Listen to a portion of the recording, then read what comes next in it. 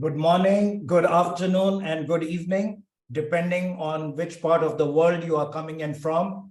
Welcome to day 2 of the Aqua Connect conference. For those who were in the house, didn't we have some amazing takeaways from our speakers? And I'm very excited about today because once again, we have an amazing round of speakers, and they'll be sharing their knowledge with us. We're going to have some fun also in the process. I would love interaction from our audience. So do use the chat button or the Q&A tab to post your questions or comments. Also, do let us know which part of the world you are coming in from. I know we have a global audience always. So my name is Sharad Agarwal. I'm going to be the moderator for today's conference. I am based in Dubai and I run a Web3 agency. I'm also the founder of onlywebinars.com, and we are hosting this conference on our platform.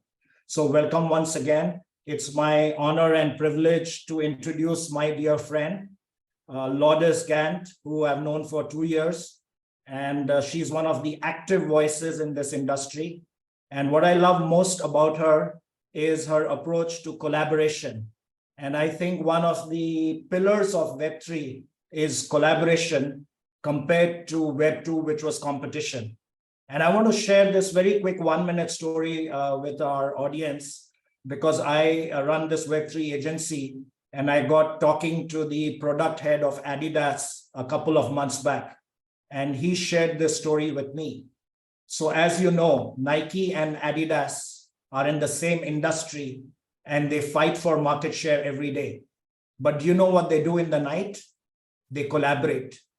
They exchange information so they understand the demographics of their customers. That way, they are baking a bigger pie and taking a larger slice of the cake. So I applaud Lourdes's concept of collaborating with other players in the industry and creating a movement. So congratulations, Lourdes, for all your initiatives. And for those who were not in yesterday, let me do a very quick brief introduction of Lourdes. She is the co-owner of Manatee Group.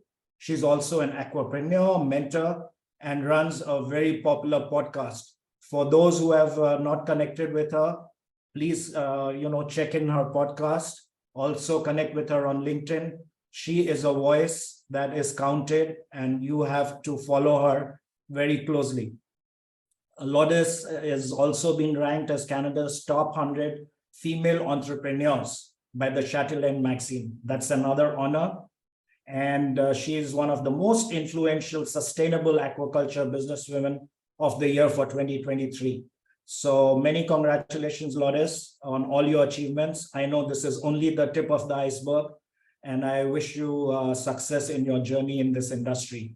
So I'm going to hand it over to you to take this forward. Thank you very much, Sharad. And I see a lot of familiar faces from yesterday. Welcome, Simon. Welcome, Sarah. Obviously, we have Philip, our first speaker here, and you'll meet him today. And we have Sarah and Marilise is back, obviously. Simon, Peter from France. Welcome, welcome, everybody. And for those of you who are here today, please share with us what's your biggest takeaway from yesterday. And if you already actually did the purpose test, I would love to know what's your purpose in connection with the United Nations Sustainable Development Goals. And for those of you who are here today, I saw that somebody just dropped in their favorite speaker yesterday was Oren, because of how it's appropriate to what they're coming. And Lindsay just said winter is coming, so that was good. We're here with Stacy as well and my team who's going to support you today. But I would just like to share my screen to be able for you to know what is it that we're going to be doing today. But here on this page, you will see here right now my sponsors who this conference will not be feasible without them supporting us. So we have Pitch at the Beach, Pitch in the Sky, Angel's Nest, Rob Arthur's International, who's also joining us. So you can connect with him on the chat. Canadian Aquaculture Industry Alliance. Binnacle is Philip's company. You'll hear from him today. We have the Association of Sustainability Practitioners, the Center for Seafood Innovation, Vancouver Island University. If you're in aquaculture, you know Aqua Spark is supporting us, and Victor Guardado. So this page is actually the page of where you're going to get all of your information. So you can see here, you can join our LinkedIn community. If you haven't yet, please book a free navigation call with us on how we can support you on your journey. And obviously, if you haven't been listening to the podcast, this is now in the top 60 sustainable business podcasts. So please do join us. You can see all of your conference slides in here and the Aqua Connect conference booklet, where you can see all of our speakers' bio and our sponsors as well. We launched yesterday the Sustainable Aquaculture Mastermind. Please do join us. You can see all of the information here. So my team is going to drop the link of where you can get all this. But for now, I would like to get started by actually introducing our first speaker. So Sharad, why don't you introduce I call it credibility bio for Philip, and then I can support you with how I met Philip. It was a very interesting story. Sure. So Philip is going to be talking about how to generate innovative solutions to your challenges, a very interesting topic and very relevant for our times, if I may say. And for those of you who don't already know Philip, he's the founder and CEO of Intelligentsia Creativa and Binnacle Serious Games. He's also the president of the Creativity and Innovation Committee of the Marketing Club and is a professor of innovation and creativity at LaSalle's International MBA. Those are amazing credentials. We are very excited to listen to Philip. So I'm going to hand it over to you, and we'll come back with a set of questions on the other side. Over to you. Thank you, Sharad. Thank you, Lourdes. Lourdes, you want to tell the story about how we met first? Okay, well, it's very fascinating because I was in Barcelona, Spain, and I was attending Stevie Awards because we were one of the winners for the international business. This was in 2017. So you can count how many years that was from. And there was an international day, and Philip was one of the speakers in that conference. And I just approached him after his talk, because it was all about innovation. And as you know, in our industry, innovation is really very much needed, or you'll be left in the dust if you don't. So I approached him and said, I really loved your talk. I would want for you to come over and build a workshop specifically for our team on how we can use innovation in our aquaculture company. And so that was even before the pandemic. I think it's not possible for you to come to Canada, or for whatever reason. Obviously, my team is a little bit more expensive to go to Spain. He's in Barcelona, but he's originally from Belgium. And so I said, well, we've been doing Zoom anyway. Why don't we just do the workshop on Zoom? So I think we had 4 or 5 sessions on Zoom with my team, with 2 hours for every session. And that was history, right? So Philip and I just get connected, and here we are. Thank you for being here, Philip. Really appreciate you. Thank you for inviting me. It's a pleasure to collaborate with your very creative mind again, because it was very interesting. So it's a long story. Maybe instead of 2017, we should say 3 before pandemic. No, we have to change the calendar now, I think. Sounds great. So a pleasure. So to talk about innovation, when we've been talking about that with Lourdes, and we decided to focus on one part of the innovation process that we think can be very, very relevant and interesting. But I will start sharing my screen. Maybe a small background. So as Lourdes said, I'm Belgian, but I live in Barcelona, Spain since now 25 years. So I don't know where I come from when they ask me.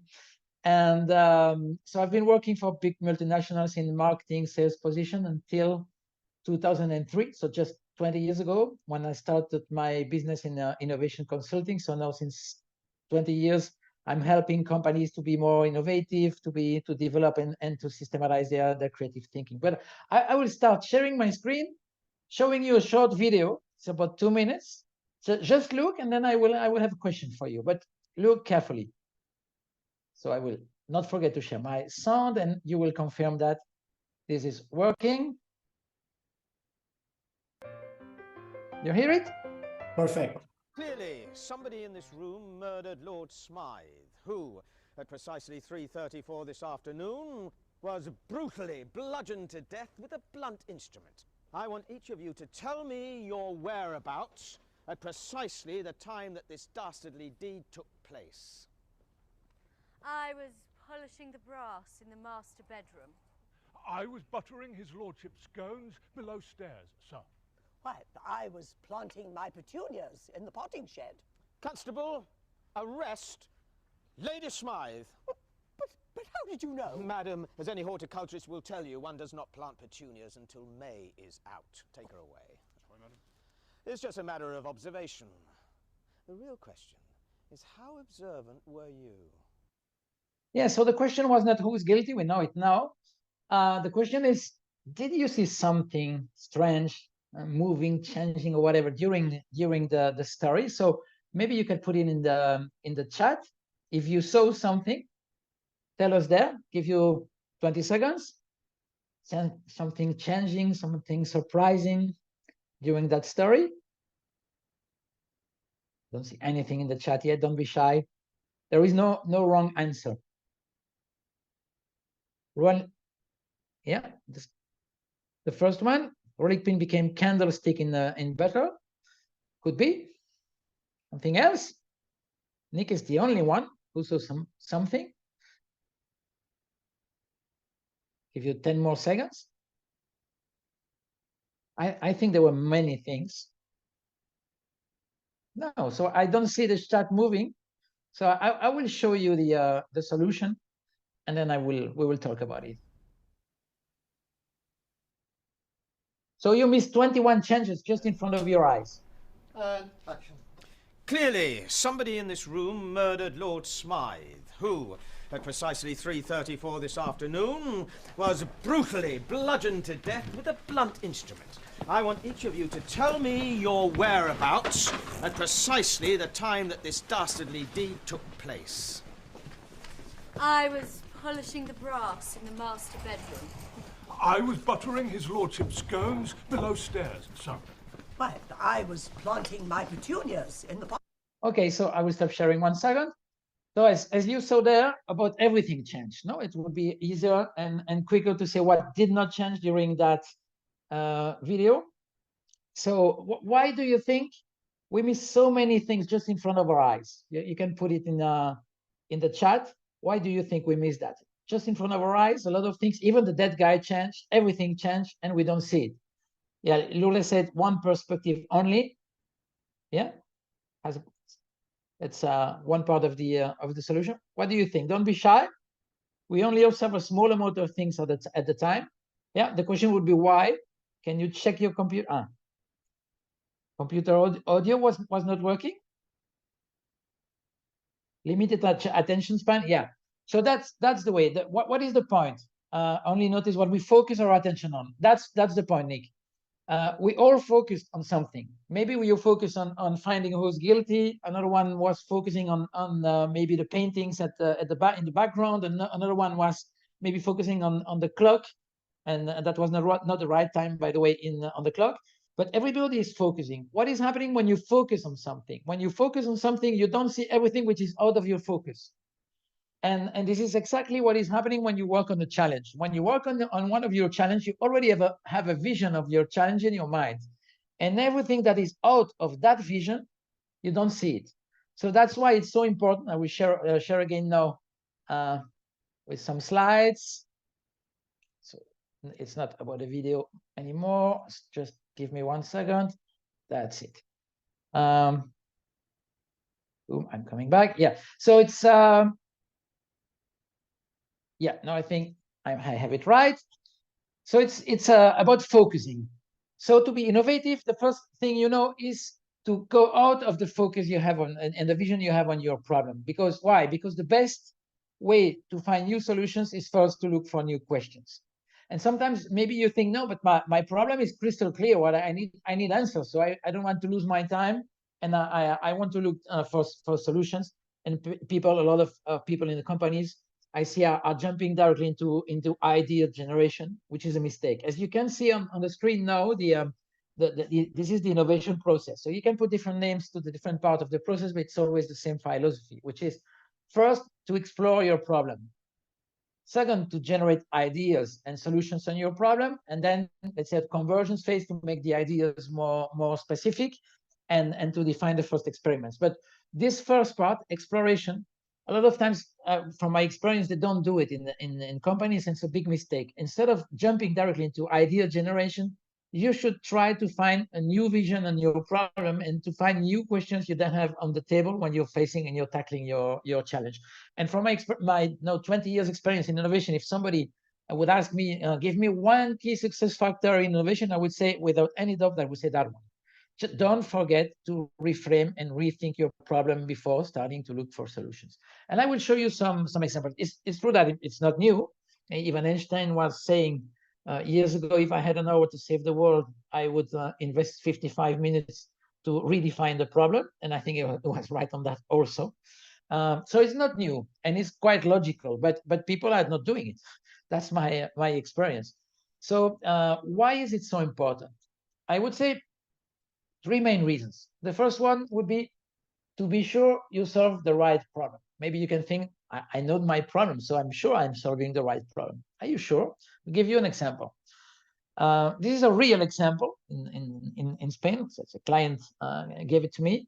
So they had, as you see on the screen, they had a big problem, graffitis on the ATMs. No, so the what is the obvious challenge? No, when you look at that, the obvious challenge could be how to avoid people to make graffitis there, or how to clean it easily every day. No, that could be so. But they had been working a lot on these two challenges, and there was no answer. It was not working.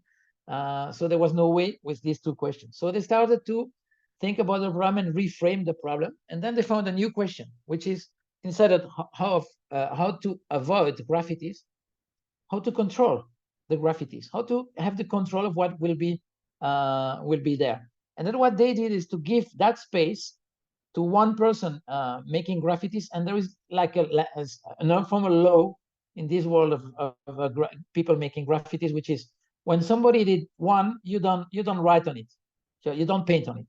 So they gave it to one people. He did the one you saw on the screen on the right pictures, and from there nobody else was coming and doing anything there. So you see, they found the solution changing the question. So they changed the problem. There was no answer to my first problem, how to avoid graffitis, but maybe there was an answer to another question, which is how to control the graffitis. So that's a way sometimes to change the problem you are solving. No, also because a lot of times you solve more the consequence of the problem than the problem itself. A second reason is people used to work on very generic challenges from my experience. So you start brainstorming on idea generation on something which is very generic. I can give you some examples, how to improve my communication, how to improve remote working, how to improve mobility in the cities. But let's go a bit closer maybe to your business, no? How to improve seed quality, how to increase survival rate. So you see, these are very relevant problems in your industry, but how to increase survival rate, probably first, you have already a focus in your mind, you have already a vision in your mind of what the problem is about, no? And the second thing is very generic.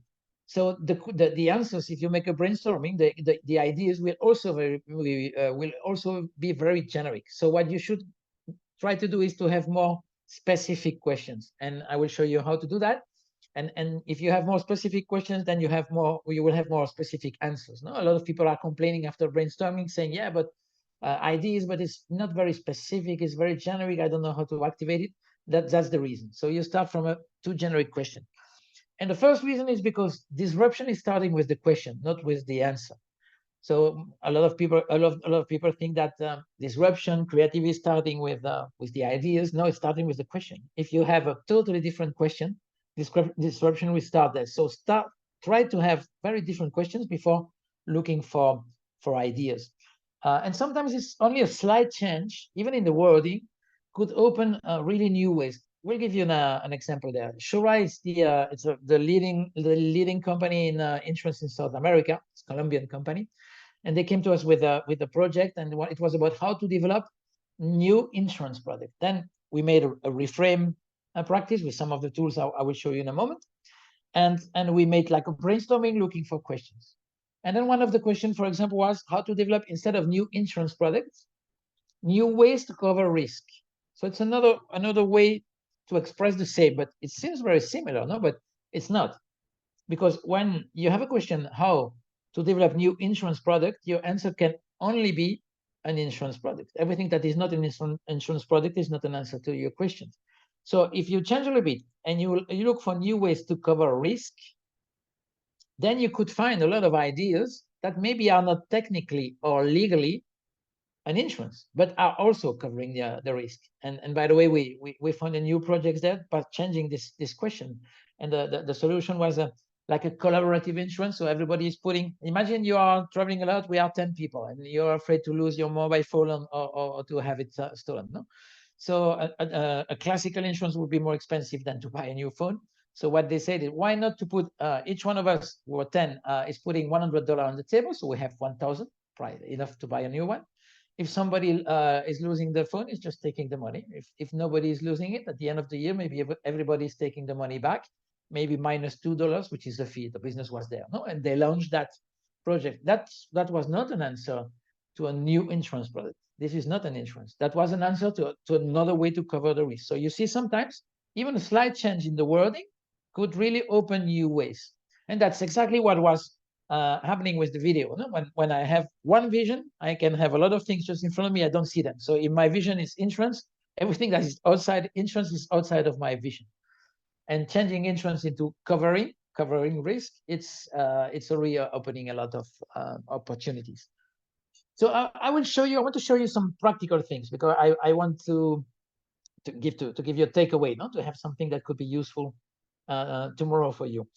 And so there are a lot of tools. I will give you some recommendation about books in a moment, but let's try with 3 or 4 easy tools. The first one is just change the wording.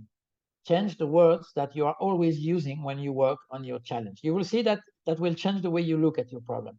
So I'll give you an example on the screen there. I was working with a commercial team, and they were working on how to improve the customer loyalty. So you can imagine, for a commercial team, that working on customer loyalty is not new. No, probably they think about it every day. So they have already a mindset about the customer loyalty that fixed in their mind, and it's very difficult to be innovative if they don't change the words there. So what we did is just a brainstorming, and this tool is just making a brainstorming using new words. And so we found things like that. No, first, quite classical ideas of new incentives, how to make sure that then they were a bit more disruptive. How to avoid them to find my competitors, how to be sure they see me as a partner, how to make them sign an exclusivity contract, or to be in their top of mind. So you see, a lot of ways we found to say this with other words. Some questions looking a bit crazy, no? How to make them feel bad if they don't buy me. So you can think, that's a crazy question. That's not useful for me in the business. I'm looking for serious answers. But it's not because a question is looking a bit crazy that the answers will be crazy. And it's the opposite. It's a strong stimulus. So ideas to make them feel bad if they don't buy me, it's a quite interesting way to say how to improve relationship. So it's not crazy what is behind that. And we did it. We used that one, and we found a lot of ideas. So you see here, for example, you're working more about relationships and feelings. If you work on that one, how to make sure that they don't find my competitors, looks a bit crazy, but it's maybe a provocative way to say how to be more visible than my competition. But it's more powerful as a stimulus for idea generation when you use it in a brainstorming. So it's just about doing a brainstorming, trying to find a lot of different ways with different words to express the problem, and then choose the questions that are more different, that you have not been working on. So I asked these people, for example, when you think about customer loyalty, what do you have in mind? And they said, we always work on new incentives, and we've been also working a lot on how to be in the top of mind. So in how to raise the awareness. So we said, we don't attack the problem from there, because you will find the question, the answers that you always have in your meetings. So what are the most surprising questions for you? And they said this. So okay, so let's tackle your challenge from this point of view, and from this entrance, this perspective. The probability you get more disruptive ideas is much higher. This is what we did, and we found a lot of new of new ideas. So you see, start with something as easy as that. Next time you go to a meeting, let's say, okay, don't use the question and the words we are always using. Try to use different words, and you will see the vision on your problems, even with this small trick, will already change. For example, in yours, I don't know in details your sector. I've been working with others. I'm not a specialist at all, but I can imagine, how to improve seed quality. If you make more specific question, how to improve the harvest, or how to improve before, how to improve after, how to control the storage condition, how to maintain the quality, which is not exactly the same than to improve the quality. And then you can express that. You could make a brainstorming, have a lot of questions, and then look at it and say, oh, what is the question really that we did not tackle when we were in a meeting about the challenge, no? And then you start from there. Probability you will have good ideas is much higher. So that's the first one. So the second one I will show four tools today is how to focus. So it's focus on stakeholders, moment, or places. This is to make more specific questions. So start, for example, to make a list of stakeholders in your problem. Start a list of moments or a list of places. So let's try, for example, with that challenge I had with some client, how to improve online meetings. I think it's a relevant challenge for everybody after years online now. And they said, who are the stakeholders? And they said high management, but then they've been a bit more creative. Younger colleagues, people boring when they talk online, people, nervous people or shy people, you can say these kind of things, IT, the facilitator, and so on. Then we did the same with moments. Make a list of the relevant moments for your problem. So they say before the meeting, maybe when you send the invite, when there is a conflict, when people do not agree, when you have to make a decision, when you have to close the meeting, and so on. No, or relevant places. What can be a relevant place? Maybe you are doing office, home, but could be also I don't know. Teams is a place, or it can be cafeteria, your car, whatever. Then you make a list of these places, and then you have raw material to make new questions. Because if you use the first one, it will be how to get high management helping to improve the meetings. IT could be how to have somebody from IT always ready to help at the beginning of a meeting. Or if you have younger colleagues, maybe how to have to use the younger colleagues to make the online meetings more exciting, and so on. And then you do the same with the moments. So it's helping a lot to have more specific questions. The key point there is try and when you make the list of stakeholders, moment, and places, to be original there, not to have only in your case. I think I made the example. Yeah, how to improve seed quality. Obvious stakeholders, no, administration, the companies, the customers, the NGOs, the association, but try to be more original. A stakeholder can be the fishes around your seed. And then maybe the question is maybe how to use the fishes to help to improve the quality. I don't know if it's a crazy question, but I mean, fishes are helping other fishes to do something. So I don't know. I'm saying, but just to try. If after 2 minutes you don't find any answer, it was a crazy question, you go to the next one. But then you have people cleaning, maybe the driver of the truck, or the people making giving the treatment, whatever.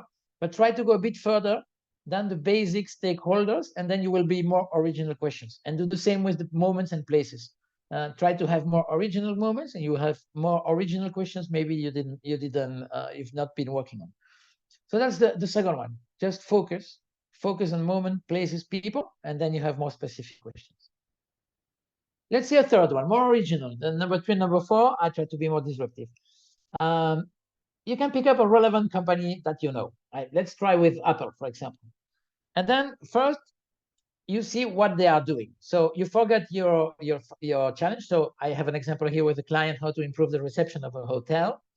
And we picked up Apples, and we said, what is Apple doing? Not the reception in general, from the point of view as a customer. They say they are very visual, they are very user friendly.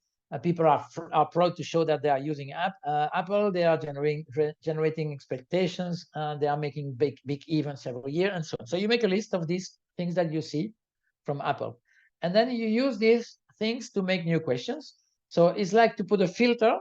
And you will see now your challenge, in this case, to improve the reception of the hotel through this filter. So it will be, how to transform our clients into fans of our reception, how to make it very visual and easy to use, how to make people proud, sorry, it's a D, of using that reception, how to generate rumors about our reception. And then if you want more different questions, you use another one. Let's use, for example, I don't know, Amazon. What would you say about Amazon? There is a prime, no, the level. So the question could be how to have a prime level in my reception, how to develop a prime level, or there is a tracking system in Amazon. So how to develop a tracking system helping people at my reception. So you can do that with different kind of companies, and you see the problem through this filter, and it will help you to generate questions that you would never have if you don't do it like that. So I made also the small exercise with the seed. With Apple, it could be how to develop a visual system to see when the quality is going down, for example, or how to attract. No, it's Apple is very attractive. No, how to attract high potential people to work in the sector. How to make it interesting to work. How to provoke administration, because Apple is provocative. To get more active help. So you see, through Apple, I saw in 2 minutes, I saw these questions that are maybe interesting. And then you do the same. You generate different questions, and you pick up the questions that are surprising for you and that you never used when you were working on your challenge. And I will show you last one. This is my favorite, and because it's very disruptive. So I call it sacred codes. So sacred codes are untouchable. So what are you doing?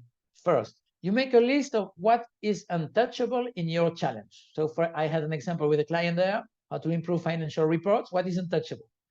They said you will have numbers, of course, no. So everything that you can change a lot of things, but something are really untouchable. What? That you will have numbers. It has to be updated. It has to be checked. It has to be sent by the financial department. Okay. And then what are you doing? You touch it. So of course, in this case, it will look a bit crazy. That's the objective, no? Because you want really to touch what you never touch. So how to make a financial report without numbers? And we did it. We've been working on that. So it doesn't mean that at the end, you will have no number. It means that first, it's obliging you to think, how would it be without numbers? And then they said, maybe you have shapes showing the trends, maybe color codes showing other things, maybe drawings. And then they were very original. They found a lot of things that they would not have found with the question with only how to improve or how to make the financial report easier to read. And then we'll give you another example. We've been working with a transport company. What is untouchable?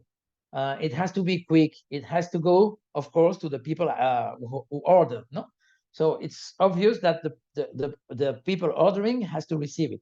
So the crazy question was how to develop a transport system that is not arriving to the people who ordered. Looks crazy. And then we said, what could it be? Why could it be interesting? Maybe because the people ordering are not at home or at the business to receive it. Okay, so no, it happened to everybody with Amazon coming home when you're not there, no? And so we said, how could we develop that? And then maybe you have the Amazon locker somewhere, or you have a transport system that is going to a shop near your home or a petrol station near your home. So it was very interesting to develop that, and they developed a service based on this way. So you see, crazy question. It will not arrive to the people who ordered, and maybe it's not so crazy as it looks at first sight. No, so it's very interesting. My advice would be make a list of what you think is really untouchable in your challenge or in your business, and try to touch it. That maybe 50% of that you will check that it was really untouchable, and maybe you lost 5 minutes. But some of them you will find a way that maybe was not in your mind, and it will be a very good way to be more disruptive. Just made I tried also with yours, quality of seed. So now how to improve seed quality? It's about the quality of seed. So maybe you can work on the other kind of quality, how to increase the quality of the service, or maybe not to improve the seed quality, maybe to improve the perception of quality, which is not the same at all. No, it's a totally different question. Or instead of avoiding the bad quality, maybe how to give other users to the bad quality seed. That's another kind of questions. Maybe that was not on the table. No, so you see that's another one. So you have a lot of tools. I recommend these, especially the one on the left. Steven Shapiro, maybe you know him, is well known in the US. He's probably the best specialist in reframing, and it's an easy book to read. A lot of very good tools, very easy to use. So I strongly recommend. But I explained four. You see, it's quite easy to do. So my recommendation would really be not to jump into ID generation. Spend 5 minutes, 10 minutes, 15 minutes to think about your problem, to look for new questions, and then you will optimize your ID generation and you will be more creative. And really, it's worth the investment. Try it, and you will see the return on investment in time quite quickly. No, it's what George Wagensberg, the one I put now in the screen, is a Spanish scientist, and he said that change the answer is evolution, to change the question is revolution, and that's exactly an opinion I share from my experience in innovation. So maybe I will stop sharing, and we will have time, Lourdes, for Q&A. Sounds great. This is the second time that I've seen this, but it just never gets old. It's so good to see. So for our audience, what's your biggest takeaway from that presentation? And I always love that. To change, how did you say it? To change the question is, to change the answer is evolution. And to change the question is revolution. And to change the question is revolution. So let's make this revolution get started. My biggest takeaway from that, as always, is maybe the question is not the right question. I think I remember one of my mentors said before that interesting answers come from interesting questions, but maybe we change interesting to insightful. So I learned that too. Like when we present to people, sometimes when we wanted to share value, we want to tell them something that's obvious, that the recipient may already know what it is, but it can become interesting. But what's more important is how can we make our questions more insightful? Sometimes it's difficult to do it from inside, because it's like you're really inside of the problem. When you're inside of the forest, you don't see the forest, you just see the trees, no? So so that's why also I recommend to have diversity in your group when you look at the problem. And these, let's say, different crazy questions are coming easily from people not so involved in the problem. So it's also very important to have people only with common sense looking at the problem. Yeah, well, we have a question from the audience, and I don't know, maybe you want to workshop this a little bit. So the question is from Mike. Do we know of any aquaculture innovation, in particular communities? This one, and the only industry where collaboration is necessary. From my experience, I don't have a lot of knowledge about this sector, but Lourdes has, for sure. You saw it. I mean, you are very innovative, so I'm sure you have a lot of examples in your company. Well, it's interesting because actually Hatch That Blue actually just started their consulting services, and they actually call it Hatch Innovation Services.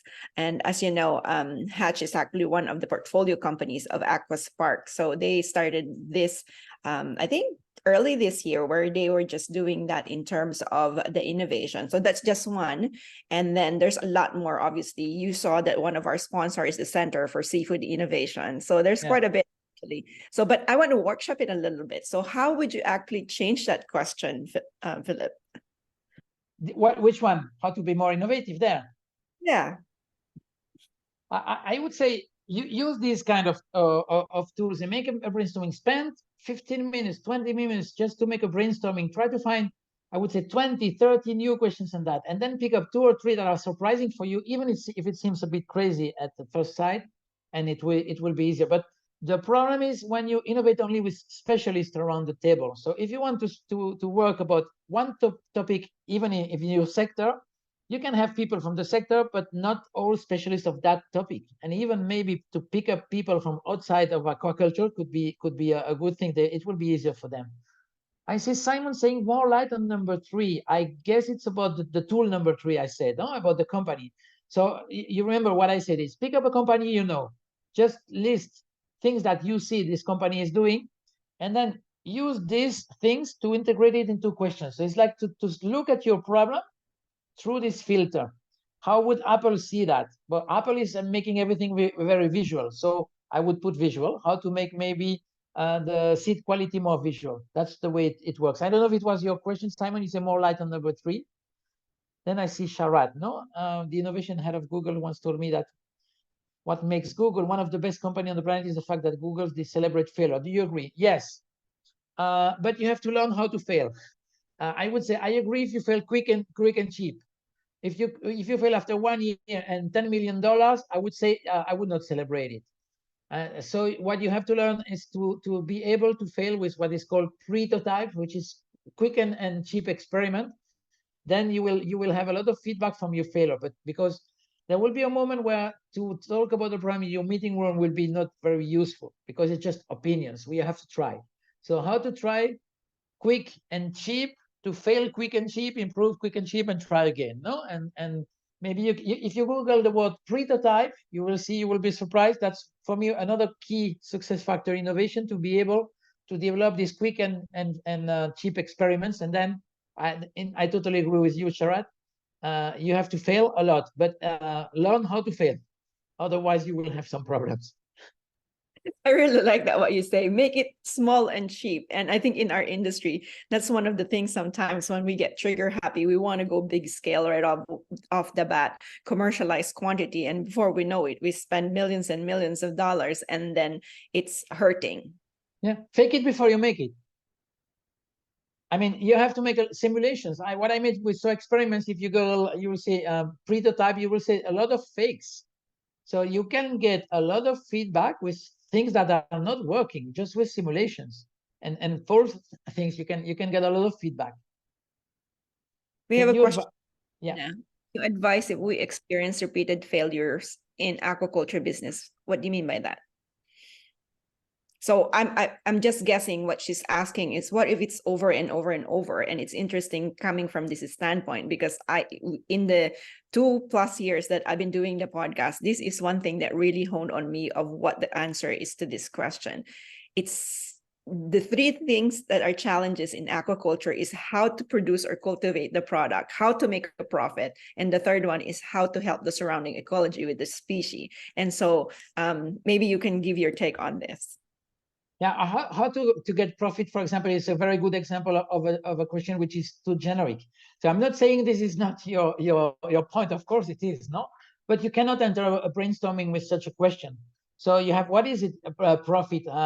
How to make product A, how to sell it more expensive, or how to reduce the cost of these specific things, how to give more value to the consumer with that service.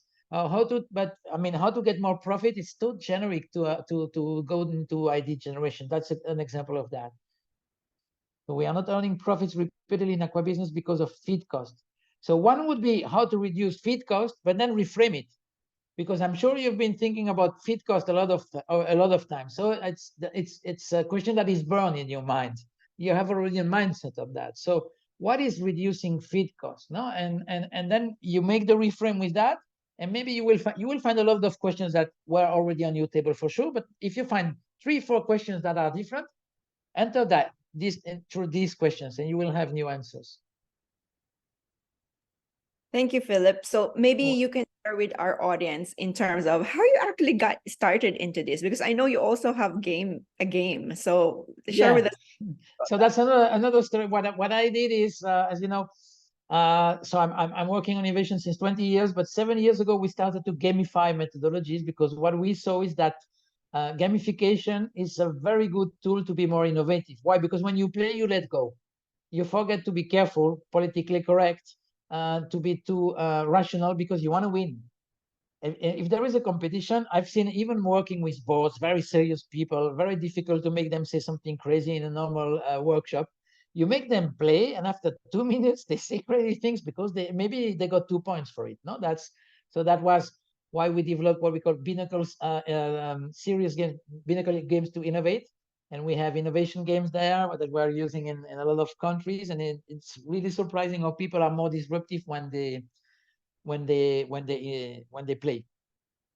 And that's what I really like that. I think more business people needs how to learn how to play. I have a 13 turning 14-year-old in 2 weeks and always playing. Yesterday we were having dinner and I said, oh, after the conference, I'm a little bit tired. So maybe just talk something funny because my brain is a little bit fried. And he said, you know what else is fried?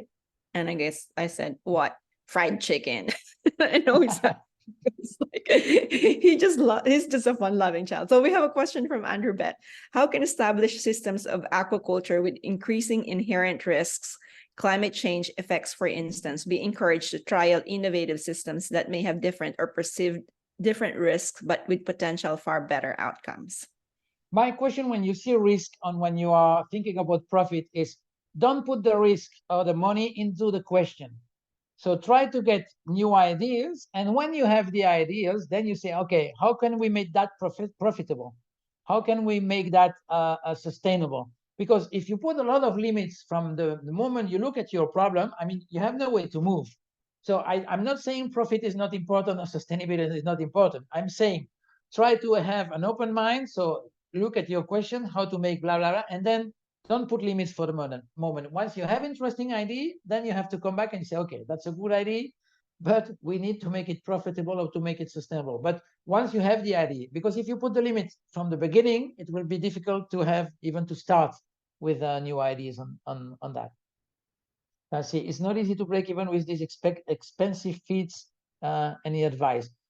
So it's more a specific question for especially what I would say, if you always think about how to reduce the cost of the feed, sometimes try to say, how could we with the same cost sell at a higher price? And you will say, no, on the market it's not impossible, it's already too expensive. I can tell you that with this question that looks crazy, in some markets we did it. They said it was impossible. It was only about reducing the cost to sell cheaper. And they were only with that mindset. I said, we will try. I don't know if we will find an answer, but how to sell more expensive? What should we do? And I remember with even FMCG product, that was quite difficult to improve the cost. To increase the cost, to increase the price. What we did is how to sell our product 2 times more expensive.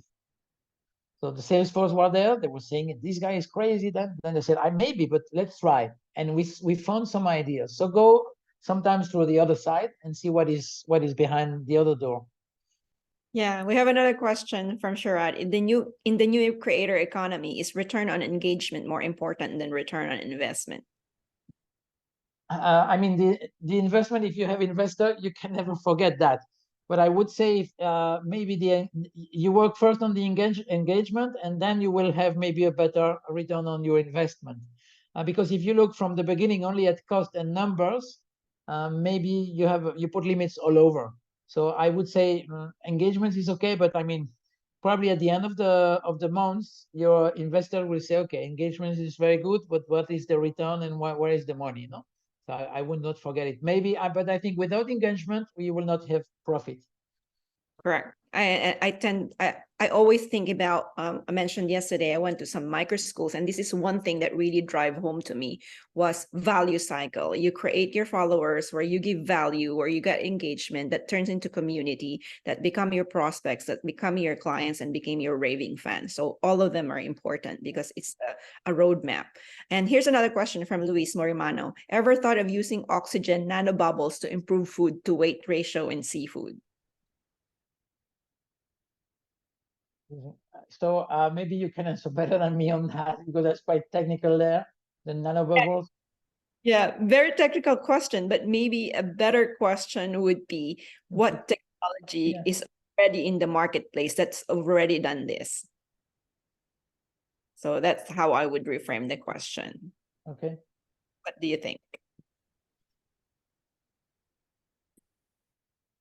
So give us your feedback on that for the person who asked the question. So Edna was talking about FCR is one of the indicators in profitability. It's feed-related issue unless we do and enter into fish processing by establishing fish processing facilities. Again, value-added products really needed. So this seems to be really honing in on you, Edna, on what you already need to do. What I also like about your process, Philip, is I think it's more like a coaching question, right? So people has a tendency, and this is what driving home to me about our conversation today with this topic on innovation.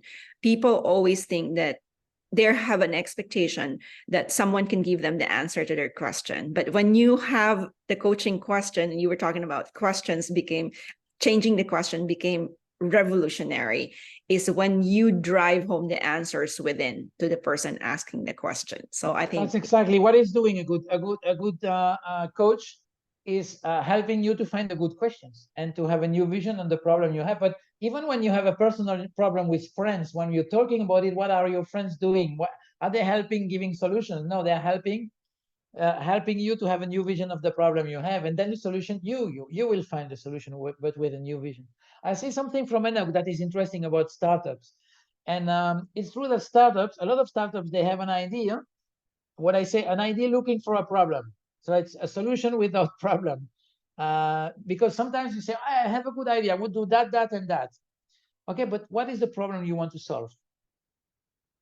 Otherwise, you have a good idea that will not be relevant. So I see a lot of startups starting from the idea and developing the idea instead of looking first what is the problem they want to solve with their idea. And it will help them to have a reason to sell the product, and also to have the right focus on their product later. Otherwise, they will develop maybe a solution that has no problem. No? And it's happening to a lot of startups, a lot. Yeah, I heard someone actually, one of my mentors actually even said that I think sometimes the startups, when they go to the business, they have an expectations that they're going to make money right off the bat. But it's interesting because when you reverse that question, how many tech startups started even after the pandemic? Who doesn't have any revenue? Who didn't have, maybe didn't even have a business plan and ended up having very high valuations and got sold for very high amount of money? Also, the same problem with technology. You know, sometimes even in our sector, some clients are coming. I want to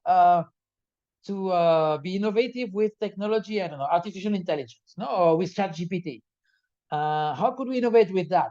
I said that's not a good question. I mean, that's not the objective. Maybe it will help you to innovate with something, but let's try first to see what you want to do, and then how ChatGPT could help you, maybe, or another technology, whatever. No.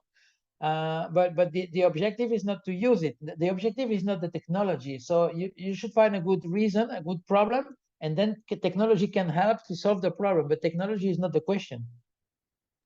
Very good point, because we were talking yesterday about Society 5.0, that one of the trends, number 3 yesterday, about how to be in this new society. Everybody has to be high tech and high touch. So it's not one way or another. It has to be both, because you still need always that interaction between human and between robots, if I may have to call it that. So if you're using ChatGPT, as you know, if your prompt is not an intelligent question, it will probably just give you a roundabout answer that you can already find online. It's not revolutionary. I mentioned yesterday when I was sharing the top 10 trends, when I asked ChatGPT, what are the top future trends for sustainable aquaculture? If you are a combination of Albert Einstein, David Suzuki, Amy Novogratz, so maybe even just all these brilliant minds get together. So it will have a very different answer compared if you just ask ChatGPT, what are the future trends? Exactly. I did it with, I used it for reframing. How would Einstein ask this question, this kind of things? But the objective is not to use ChatGPT. The objective is to have new questions, and maybe ChatGPT can help you. So that's the way you have to look at technology. Very good, very good. So is there any more questions? We got 2 minutes for Philip, and then we're going to go into a little bit of interaction, but drop your questions for Philip, because this is really rare that we get to have him one-on-one. It's really good. So if you have any more questions, well, if you're not, then I'm going to ask him one last question, Philip, before you go. So what about in terms of if you're stuck with what questions to ask? Yeah, how to pick up a good question, no? You know what? Try and error. Just try with that question. If after 5 minutes you don't have any idea, that's not a good question, and pick up another one. I mean, that's another way. I mean, sometimes people are so rational that they want to make an Excel to define the criteria to what is the good question. It's sometimes the same with an idea. Which idea is the best one? I mean, try first and you will know it. If you can try quick and fast, you don't have to decide first from a PowerPoint presentation what will be the good idea. You don't know, you have to try. So innovation is talk less and try more. Yeah, really good. Oh, I think we have one more question here or two. From Andrew Bet, do you find that innovative ideas or systems are too often challenged by resistance to change or to try something new? Yes, of course. That's fear is a big problem in innovation, or politics. Is if it's a big company, but it's the same. No, it's what happens if it fails. So that's why it's so important what I said before. If you fail controlling the risk, cheap and quick, you will have no problem with the profit or with your boss. So people are not afraid when they know they have a system to try and fail very easily to get a lot of feedback, because then even your boss, even if it's conservative, will say, okay, try and then talk about it. And then that's the big difference, because you're already on the move. Instead of how should we try? It's very risky. No. Try cheap and quick, and then there is no problem. So the fear, it's the first problem, of course. And if it doesn't work, and I have bad news there. I mean, the probability of very new idea is working from scratch is very low. So it should not work perfectly from the first trial. So it's normal. You have to improve it. So put the failure into the process instead of avoiding the failure of the mistake. Try to manage the mistake, not to avoid it, which is very different. Accept you will have a mistake, but the mistake will not have consequence, because you will try quick and cheap. Then mistake will not be a problem, and probably a lot of resistance will go down. Sounds good. And this just reminded me, while we're wrapping up, the importance of people around you, because the quality of your questions will also affect because of the people that are with you. And the last thing is, can you imagine if as babies, we don't fall when we learn to walk? We'll probably not be able to learn to walk if we didn't end up falling. So thank you very much, Philip. You're welcome. Appreciate you here. And we'll see you. A pleasure. Thank you. A pleasure. Thank you. Bye-bye, everybody. Thank you, Philip. So drop on the chat what's your biggest takeaway from that conversation. And we're also going to have a poll. So I'd like to bring you back, Sharad. So I think we're going to have one question here. You can see the poll. What was the biggest aha or realization from Philip's session? So let's see what. I have not been solving the right problem. The challenge has been too generic. I need to open new ways to solve my challenge. So what do you think is who's going to win? I really like this conversation, and I can never have enough conversation with Philip every time that I have him on the platform, because it makes us think differently, especially in the aquaculture industry. We've always have new set of ways on how we do things, and rightfully so, because we have to be methodical with what we're doing. And so that's one thing that I always kind of remind myself, how can I come from a different perspective?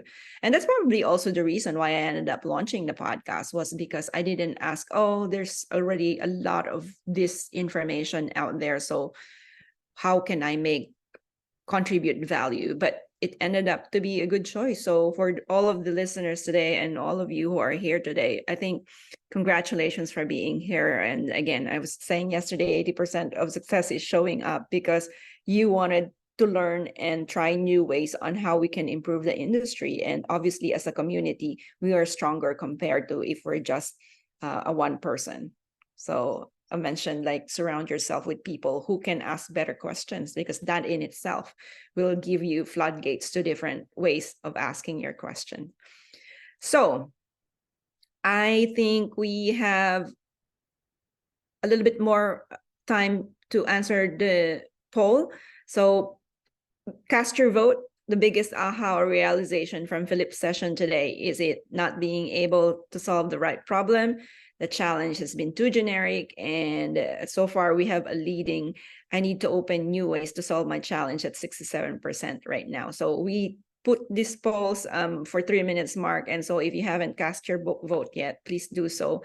We're always happy to know the feedback after a presentation. So, but we have also our next speaker here, and the next speaker is somebody I actually haven't met him in person too.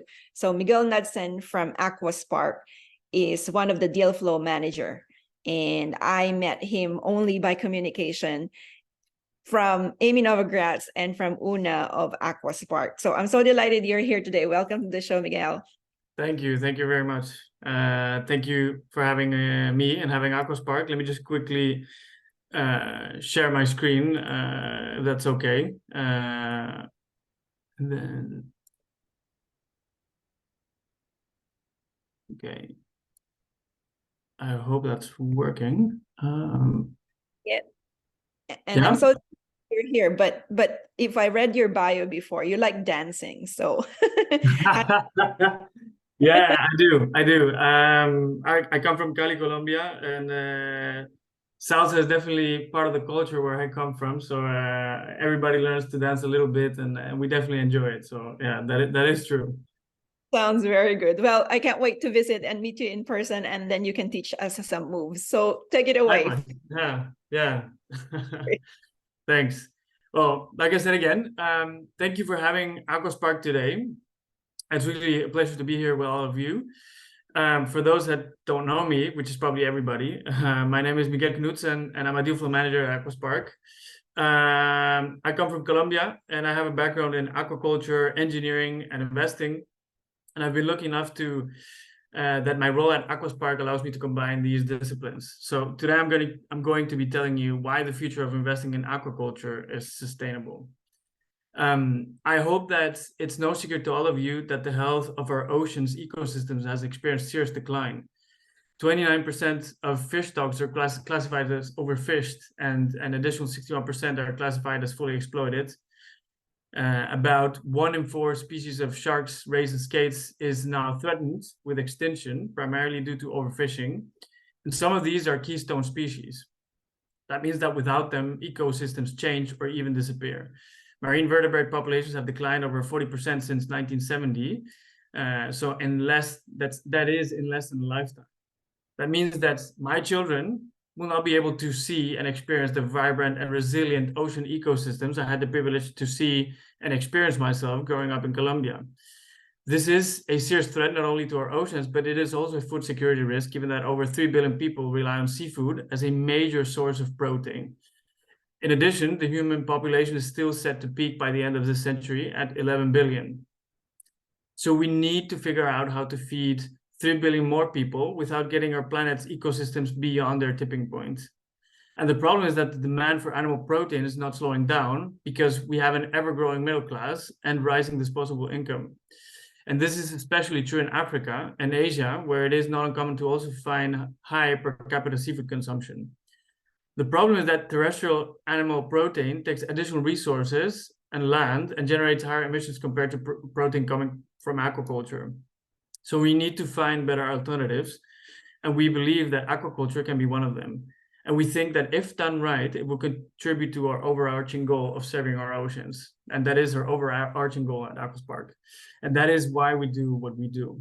But I don't have to convince everybody here because you all know that fish are healthy, accessible, and resource efficient protein source.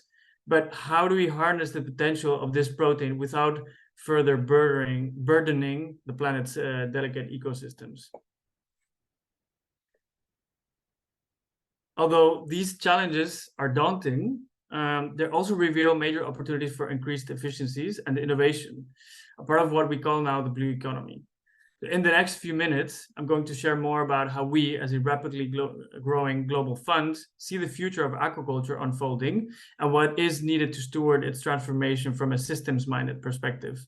But first, let me tell you quickly and go back quickly to how it all started. Almost 10 years ago, Aqua Spark was founded by Mike Velings and Amy Novogratz in Utrecht, the Netherlands. They saw the potential to use capital as a lever for systems change across the aquaculture value chain, with the aim to end overfishing practices and be part of the movement to restore ocean health. They saw enormous emerging potential at the crossroads of a global population growing towards a peak of 11 billion, and increased global demand for animal protein and specifically for seafood, underemployment and operational inefficiencies in regions that could support thriving aquaculture businesses, and underinvestment in sustainable aquaculture that could bridge the gap between what fisheries could provide, what could be justly and sustainably supported, and what consumers demand.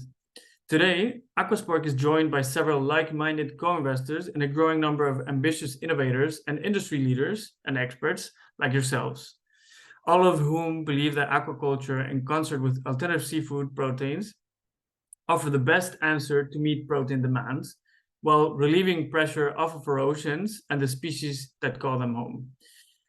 Investment in this space at large is growing at a fast pace, as is investment in our fund. We went from raising 6.9 million euros in 2015 to having 123 million in assets under management by the start of 2020.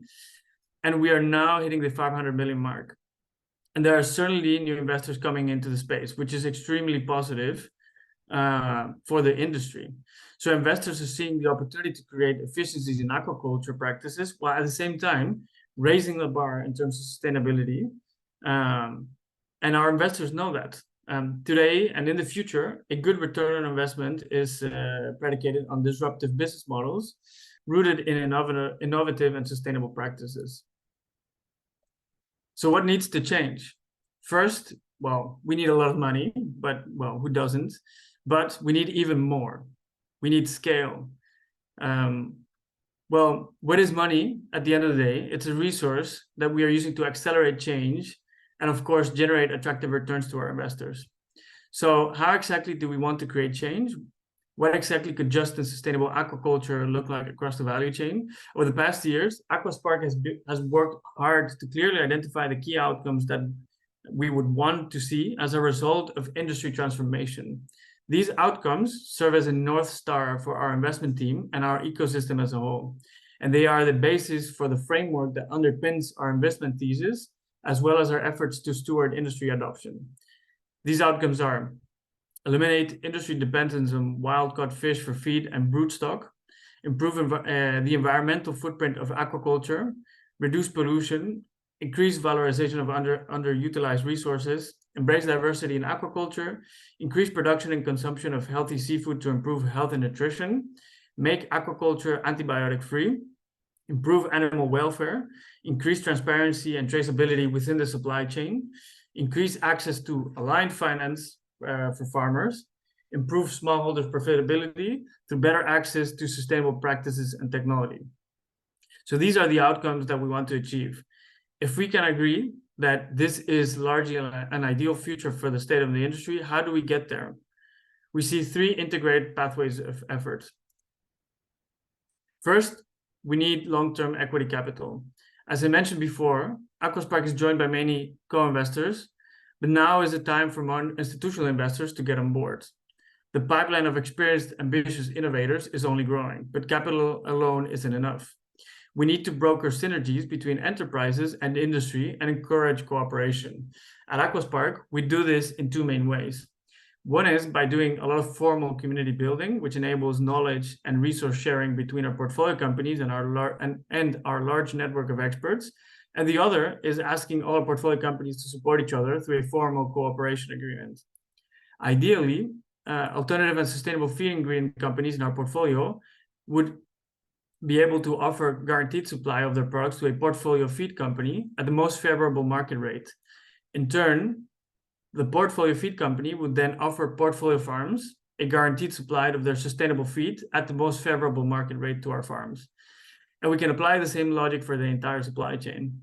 This way, we foment synergies within our portfolio while we spur industry adoption and change, making a push to bring the state of the seafood ecosystem beyond its tipping point from unsustainable towards sustainable, which in turn pushes the state of our oceans ecosystems back towards their natural equilibrium. And that is how we, together, drive change. In addition, spurring industry adoption and shifting consumer mindsets is perhaps the most important area of our work and where we believe the entire industry can play a significant role. If leaders in the industry, associations, or seafood buyers don't believe in this sustainable transition, then it will not happen as quickly as we need it to happen. And the same goes for consumers, who at times believe that fish farms are bad, or all fish farms are bad. Aquaculture is not inherently good or bad. Like anything, at the end of the day, it comes down to how you do it. If we cannot pass this message to consumers, then we will have a very tough time building up the demand that's needed to shift the entire ecosystem. Although we engage in all three of the aforementioned pathways, we are primarily a global fund. So the majority of our time is spent seeking out outstanding entrepreneurs who are revolutionizing aquaculture, raising the bar in terms of sustainability and innovation, and who we share our vision for a transformed industry. We invest across the entire value chain with the aim to make the industry more healthy, affordable, and sustainable. The specific solutions we invest in usually fall within one of the following 6 categories, which link to the impact outcomes I shared earlier. So one is genetics, so breeding technologies that enhance seed quality, health and disease, so technologies that reduce the impact of disease without resorting to antibiotics and improve welfare, alternative feed ingredients that result in less or no dependency on wild-caught fish for feed and potentially eliminate reliance on soy, digital production technologies and platforms that improve management practices, resource efficiency, and product traceability, pioneering farms, feed mills, hatcheries, and novel ways to produce sustainable seafood alternatives. And lastly, we also look for consumer products and distribution channels that help meet and drive demand for sustainable seafood, sourced from aquaculture. So now you know what we do, how we do it, and most importantly, why we do it. But I want to give you a little bit more color on how we invest. First of all, the companies that we invest in do not need to be perfect already. What's important is that the team needs to share our deep dedication to changing an industry and product market fit, of course. But at the end of the day, we need to be deeply convinced that what we invest in is raising the bar in terms of innovation and sustainability for the industry. And in this way, disrupt markets. We definitely like to build relationships with founders early on and understand what drives them as well as their vision, because we're a long-term partner that's not looking for quick exits.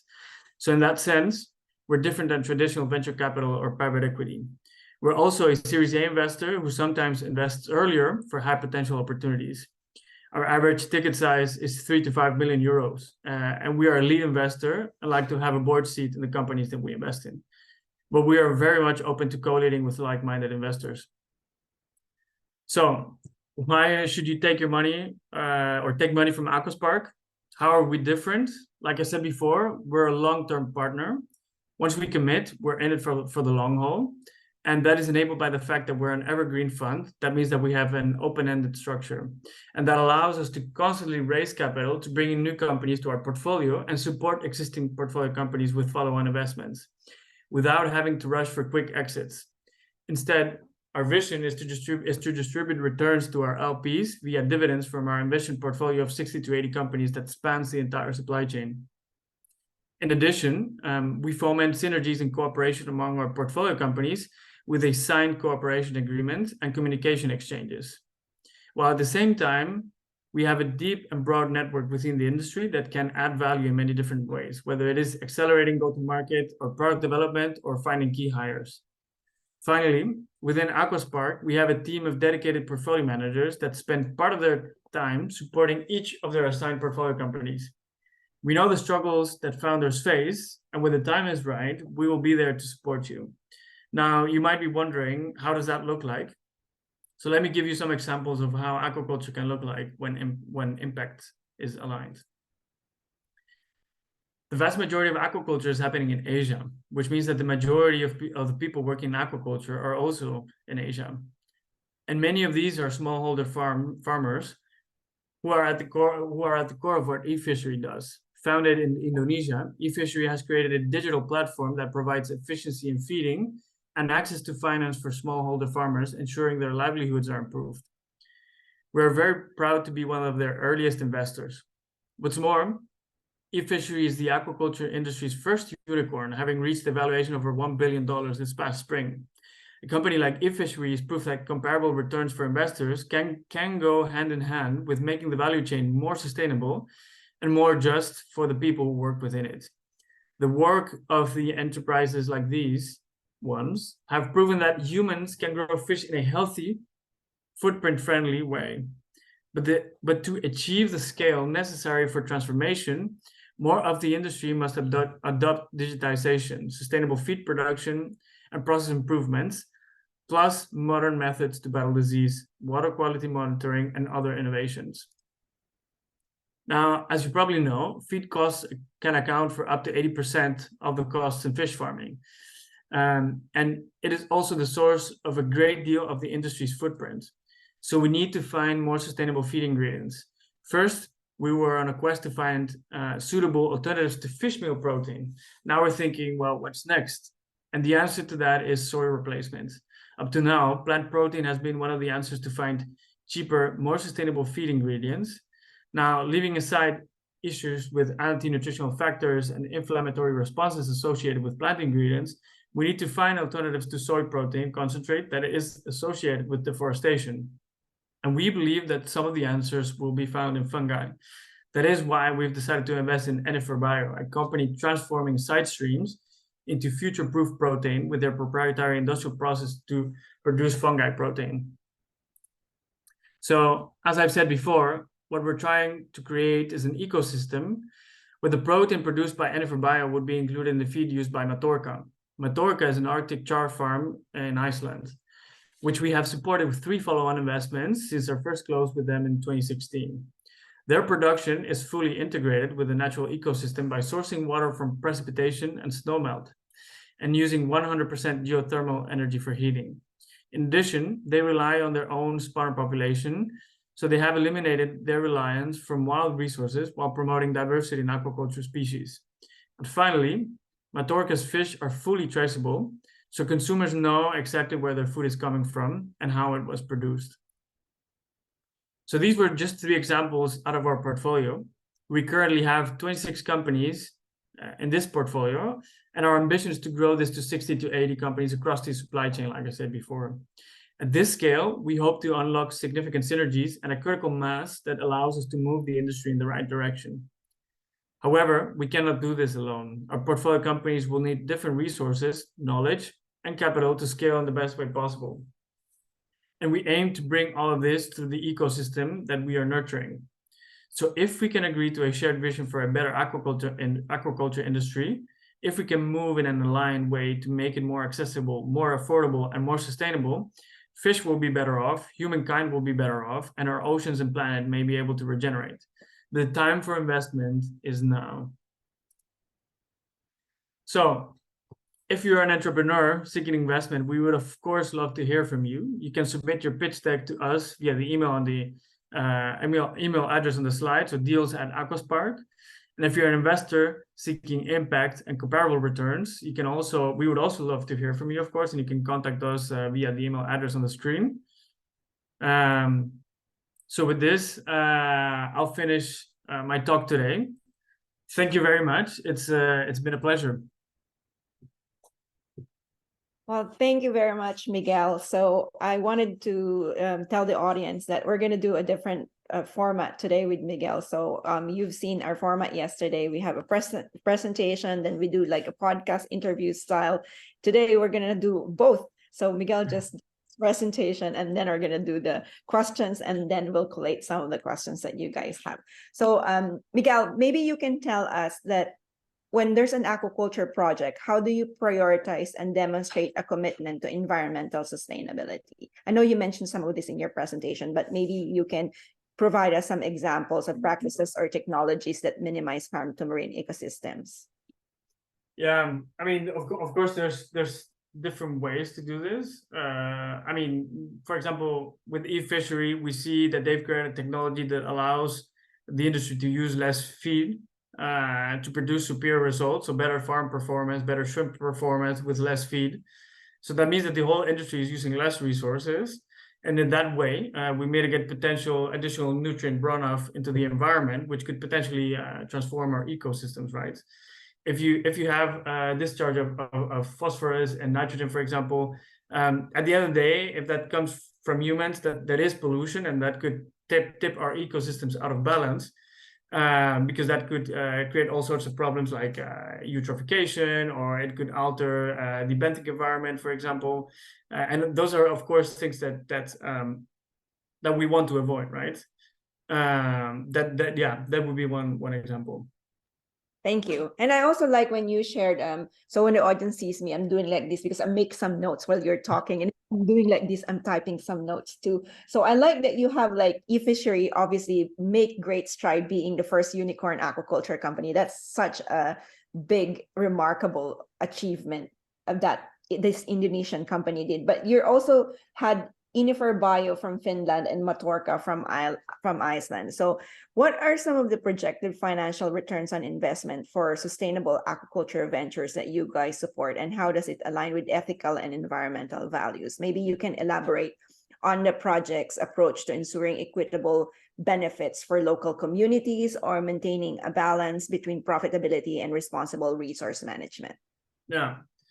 So, of course, we have a responsibility towards our investors. So that's why we want to guarantee comparable returns. And that means that we aim for a target of 20% return on investment. That's what we aim for. In terms of the societal aspect, there's, of course, I mean, so taking a step back, first of all, not all investments that we make kind of fulfill all of our impact goals, right? Ideally, all of them would, but you know, that's not always the case. But with some, and using eFishery as an example as well, eFishery is also trying to make the supply chain more equitable or more just by basically providing better terms for farmers at times, right? Like, because they're providing inputs, but they're also off-taking their produce at potentially better terms. But also they've provided they're generating a way to provide access to finance to a underfinanced or a group that has not received financing before, right? So if farmers are facing a struggle, for them it's hard to weather that under good conditions, right? Under good terms of financing, right? If they have, if prices are low, then how do they deal with that? Or if they require a loan because maybe they lost a crop or something like that, well, sometimes they just can't do that. So we think that they are creating a way for farmers to have access to better financing. Very good. It's good to know that. And also, I was thinking along the lines of when you were mentioning about collaboration and adaptive management, I always tell people, we discussed yesterday, one of the trends to be Society 5.0.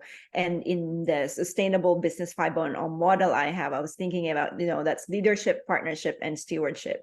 So how does aquaculture projects engage in collaborative efforts with local communities, regulatory bodies, and environmental organizations to continuously improve sustainability practices and adapt to changing circumstances? Yeah. So of course, at Aquaspark, we try to drive this this change, right? And that's why we have a director of partnerships who's dedicated to kind of accelerate industry adoption of sustainable solutions, right? And is trying to kind of get together stakeholders to accelerate this adoption. Basically, that's what we try to do from Aquaspark, to also support our portfolio companies, putting their solutions on the market, but also for the industry to adopt certain practices or to just trade seafood that's more sustainable, basically. Perfect. And so maybe you can share with our audience, are there mechanisms in place for transparent reporting and accountability in terms of both environmental and economic performance? Yeah, so of course that's something that we've been working on. We do have impact KPIs that our portfolio companies report to us, and that's what we're trying to create. It's a framework under which our portfolio companies can report to us the impact KPIs that we require from them in the best way possible. I think whether there is a mechanism to ensure like complete transparent and true reporting. I mean, I think with any reporting mechanism you can go around it, right? But ideally, we also trust that we support the right people who are honest about the way they work and what they do with us. But we also do our homework and do our best to support them and just have a good relationship so that we can trust what they report to us. I think there is a need for traceability or more traceability within the seafood supply chain. We of course want to support these type of initiatives in different ways, whether it's partnering up with them with an investment, or just with a a partnership through our partnerships department, to say it like that, or also to see how we can accelerate the adoption of these solutions by our portfolio companies, for example. And just little by little, we work on this industry transformation until it becomes the norm, right? Until the whole ecosystem is beyond the tipping point where these things are the norm, right? Which we're not there yet, perhaps, but we hope to be there one day, and that's part of our goal. Amazing. So I'm going to move a little bit in terms of right brain question, because there's a lot of left brain information that we gave. So maybe you can tell us, and then I'm going to move to some of the audience question. How did you get into the industry, and what is your history behind your journey that make you work with Aqua Spark? Yeah, so I watched I watched Mike Felling's TED Talk quite a few years ago. I think probably a lot of people in the audience did that as well. I thought, like, wow, this is amazing. Like, it could be amazing to work at this place once. But that was already years ago, and I was always drawn into aquaculture from, I think, when I was in my teenage years, because I wanted to be a biologist. But my dad is a very entrepreneurial person. He was like, well, what are you going to do as a biologist? Like, how are you going to make a living? What are you going to do? You're just going to study things. I think biology is amazing, and I like it. But I sort of had that influence from my family, from my dad. And I thought, well, I got to know about aquaculture. I thought, well, maybe here you make some biology with business could be something for me one day. And that's how I got to know the industry. And then I did other things. And at some point I thought, well, I want to do a master's in aquaculture and see how that is, and learn more about it and go into the industry. And that's what I did. And after I finished my master's, there was no vacancy at Aqua Spark available. But I did have some contacts with them, and they had a vacancy, but before I finished my master's, but that didn't work out. And I just kept my eye on Aqua Spark, because I was also living in the Netherlands then. That's where I did my master's. Until a vacancy was open, and I applied, and that's how I got to Aqua Spark. Yeah. Very good. So we have some questions in the audience, nothing that you cannot answer. So I think we have one from Mike Wilson talking about, do you have any investments from Latin America or Canada, for that matter? We have invested in Latin America indeed. We've invested in a tilapia farm in Brazil called Fisher. We of course have investments in Canada. We invested in Expert Sea. I would personally love to have more portfolio companies coming from Latin America, as I come from South America, from Colombia. I've been talking to a few people. There's definitely very exciting stuff happening. In Latin America, we always feel that we can do so many things, right? But sometimes the content goes a little bit unnoticed for whatever reason. So trying to put these initiatives on the map is of course something I like. Yeah. Thank you. So I think we have one more from the audience. I'm just going to scroll my chat here, and I don't know if you're seeing it too. So Mike Wilson was just talking about, it's great to see how Aqua Spark's openness to creative investment methods in an industry. We definitely need it, and we agree. So one of the other questions is there an investment in Uganda fish clusters, like access to good quality fish seeds and fish feeds and better technology in value addition in farm fish? This is from Simon Kamanya. Yeah. So we have so at Aqua Spark, we invest globally from our main fund, but we have a separate fund dedicated to Africa. And we know that inputs, like quality inputs and access, reliable access to inputs, is a pain point for African aquaculture. So we're definitely working on that. Yeah. Sounds good. And is there an R&D business with patented aquaculture innovations for primary production salmon farming? We wonder if there's indeed room for a company like Aqua Spark to invest at an early stage with a smaller ticket. This was from Andrew Beck. I mean, usually we're a typical Series A investor, right? So we have certain criteria. We like to see commercial traction, right? Some sales. But of course, we're open. We're open. As a matter of fact, we have made earlier stage investments before, so we're of course open for that. yeah, in principle, it would be possible. Yeah, I really like what you're saying. I think the main idea here, if there's one thing our audience can take away, that even though AquaSpark has really helped a lot of companies, and most recently eFishery, being a unicorn aquaculture company now, is your openness.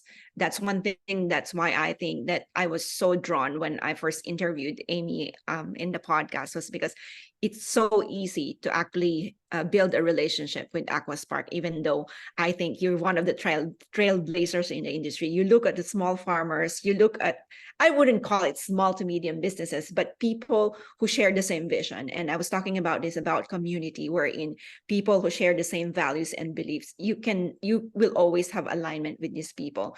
So thank you again for AquaSpark for being able to do this, because you guys are so approachable. It's so amazing. Sometimes people think because you are up there that it's hard to reach. So yes, you will have the copy of Miguel's presentation. And just to continue on some of the questions I have here. So I think I had one from Lindsay, and talking about, can AquaSpark do debt financing to an aquatic plant grower to help drive efficiencies to companies in the aquaculture industry because they meet the 20% ROI, or even on a convertible note?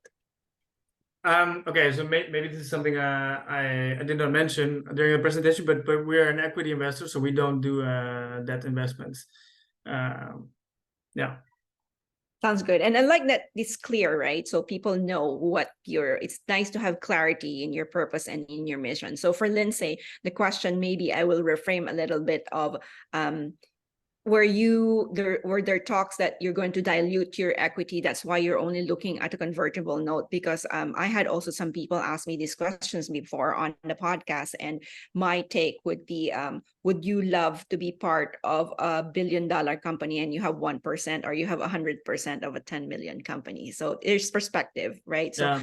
I understand. But also, I feel like so the reason why we don't do that is because we think that we can add much more value being an equity investor, right? Like having a seat at the table and being part of the entrepreneur's journey from a more intimate way. I think it's definitely more aligned with what we want to achieve.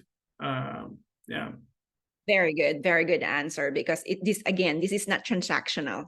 We all wanted, we have to have that relationship and look.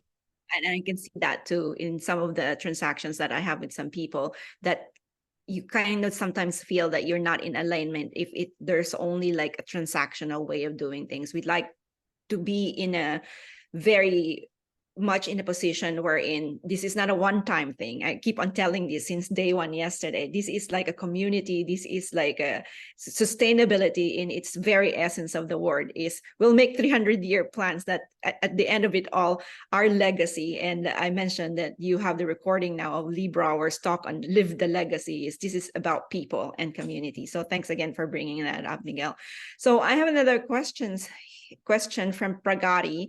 How do you scale up the products in market focus on incorporating fish protein concentrate with widely daily eaten food like noodles, biscuits, cheapest, which increases protein value of these products? I'm not exactly sure I understand that question. So maybe Pragati, you can tell us what you mean by that.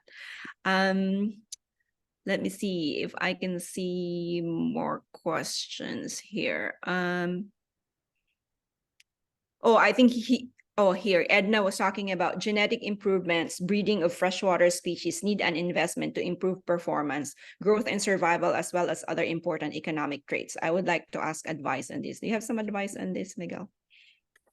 Well, I would say that genetics is definitely key to making the industry more sustainable, right? I was at Aqua recently, and there was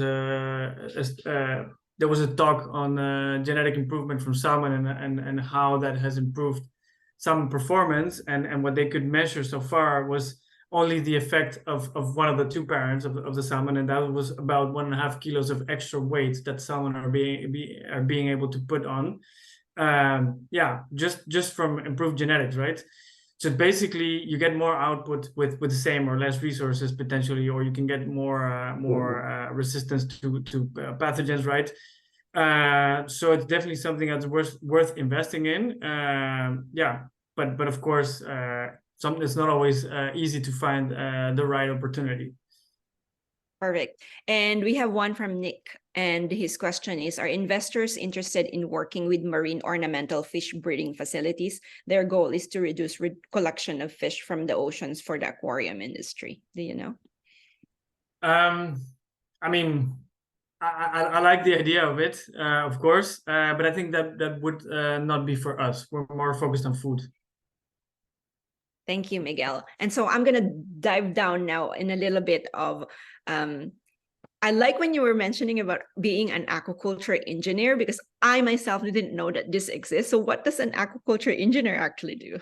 So I'm not I'm not an aquaculture engineer. I studied biomedical engineering, and then I studied aquaculture.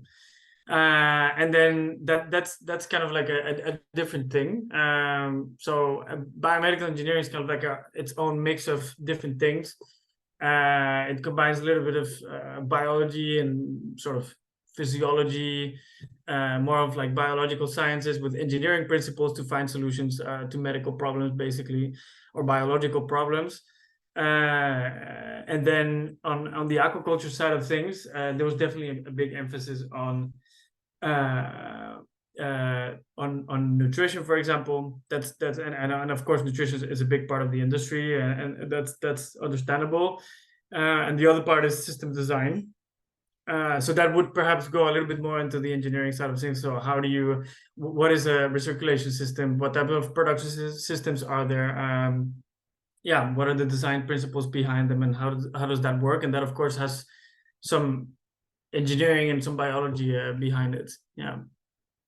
Thank you for sharing that, because it's always interesting to me how, you know, a combination of finance and a combination of the technical aspect of things, because there's a lot of sciences / innovation / R&D that's involved in the whole ecosystem of aquaculture. And so I like what you were saying, and when you're talking about being an evergreen fund. So maybe you can dig a little bit more on that, on when you say evergreen fund. I know that in the events industry, evergreen means you work once and you get paid over and over because it works. You can repurpose the content. So from the standpoint of a fund, maybe you can dwell more on that. Yeah, so basically that means that we constantly raise capital to invest from the same vehicle, on companies that will be part of our portfolio, right? Instead of raising one fund and then raising fund two and so on, and each fund has its own kind of separate companies and then has its own kind of life throughout which you will invest a fund.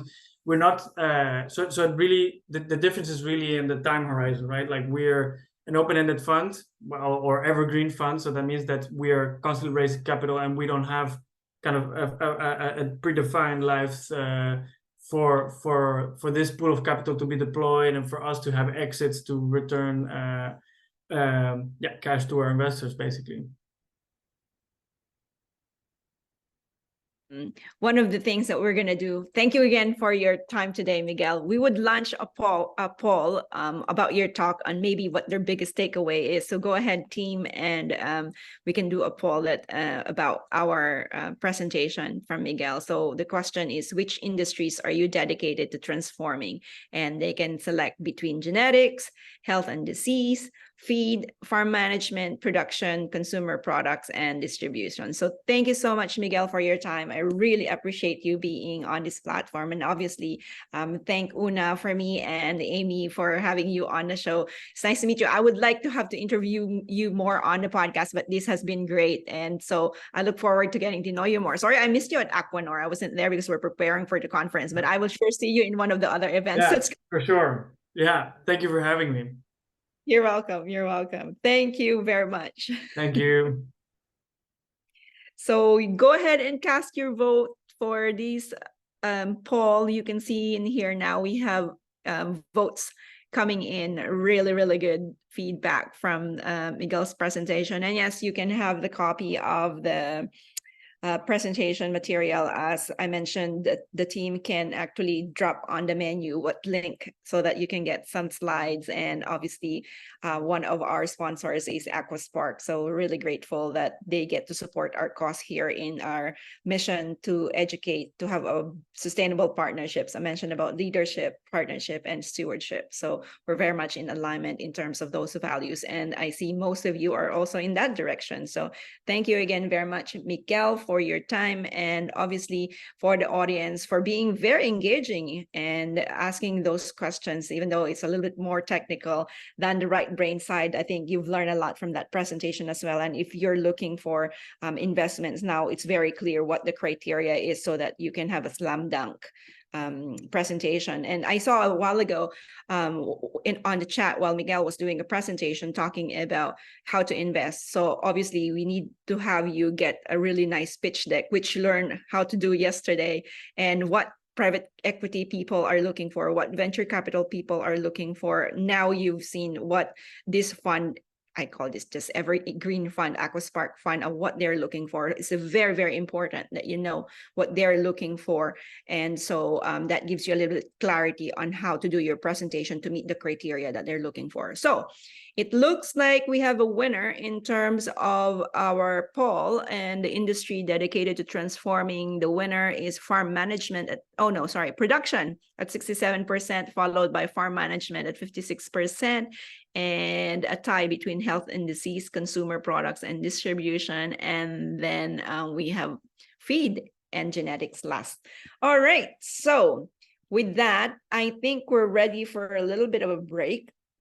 So maybe you can share with us first, what's your biggest takeaway from Miguel's presentation? So I mentioned my biggest takeaway from that one when he was talking about the Evergreen Fund and having a very clear criteria. So thank you again, Miguel, for being on the conference, and I'll talk more soon about what we can do together, because we're really excited that you guys are really being supportive of what even small farmers are doing. So share on the chat what's your biggest takeaway from Miguel's presentation today, because we wanted to know what that is, if there's something that you find that was thought-provoking, whether you even find that maybe the presentation is a little bit like, oh, that's what they're looking for, but I have this. So then you know how to navigate that, because early on, that was one of the things that we found when we were doing our pitching was, we would present to let's just say set A of investors, but we didn't know what their criteria was. So this has been really enlightening in the last 10 years when we were doing our fundraising. You need to know the criteria of what they're looking for so that you will be able to navigate how to do your presentation. So Simon was saying that the biggest takeaway, investment for aquaculture is now. Yes, welcome to trend number 5 from yesterday, right? Blue Ocean Revolution. So share your thoughts with us. Drop on the chat below. What's your biggest takeaway so far in the morning session? So we're going to go on a break pretty soon so that you can stretch your legs, stretch your arms. So we have more energy in the coming presentation, where it's going to be another mind-boggling, because we're going to be talking about Web3 in aquaculture. Who would have thought? And then Mike was saying that formalizing the investment relationships in this aquaculture Wild West. Very knowledgeable guy. So share with us your takeaway from this morning session, from Miguel's session, from Philip's session. And so far, team, am I not forgetting anything in terms of logistics? I think we're going to have a break, and then we're going to go right to presentation 3 for this morning with Dolian Barkala from the Aquaverse, talking about Web3, how sustainable aquaculture fits into the whole metaversity, NFT, which stands for non-fungible token, if you don't know yet, and how we can actually leverage this coming web of new technology into our own industry. Because as you know, there's a lot of talk about, we had yesterday about Bitcoin, about cryptocurrency, and how does this whole new ecosystem of what's happening in technology is going to affect our industry. Edna was saying that aquaculture is one of the best farming business in the world. Well, amen to that. So is there anything that I need to remind everybody in terms of take care of yourself? Obviously, drink some water, which I probably should be doing right now. So grab some water. We're going to go in the break and then continue to drop down on the chat your learnings from our sessions this morning. And we will go on a short break and go from there. So unless you have a question, we got 2 minutes before the break. So let me know if you have a burning question that I can answer before we go on a break. Otherwise, I will have what we needed to do.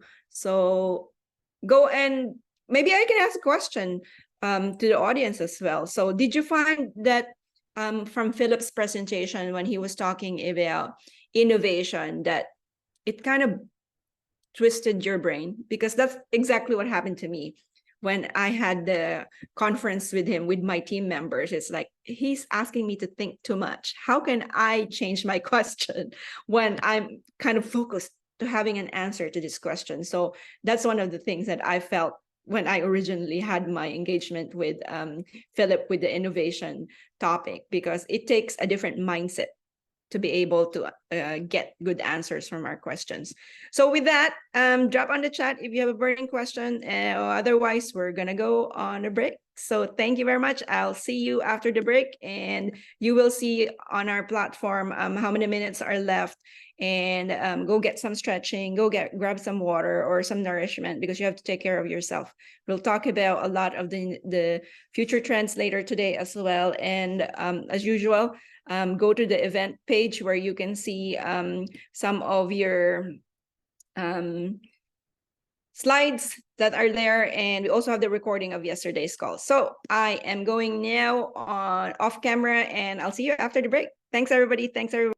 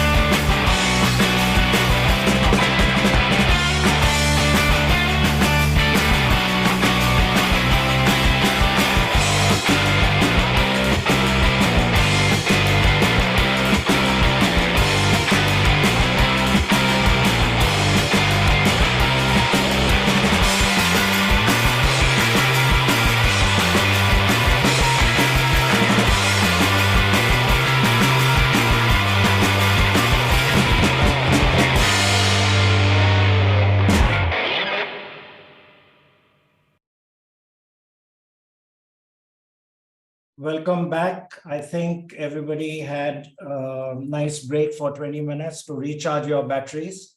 And we are getting ready for our next session. In fact, this is the last session. We have two speakers. Dolian is going to come up next, followed by our own Lourdes.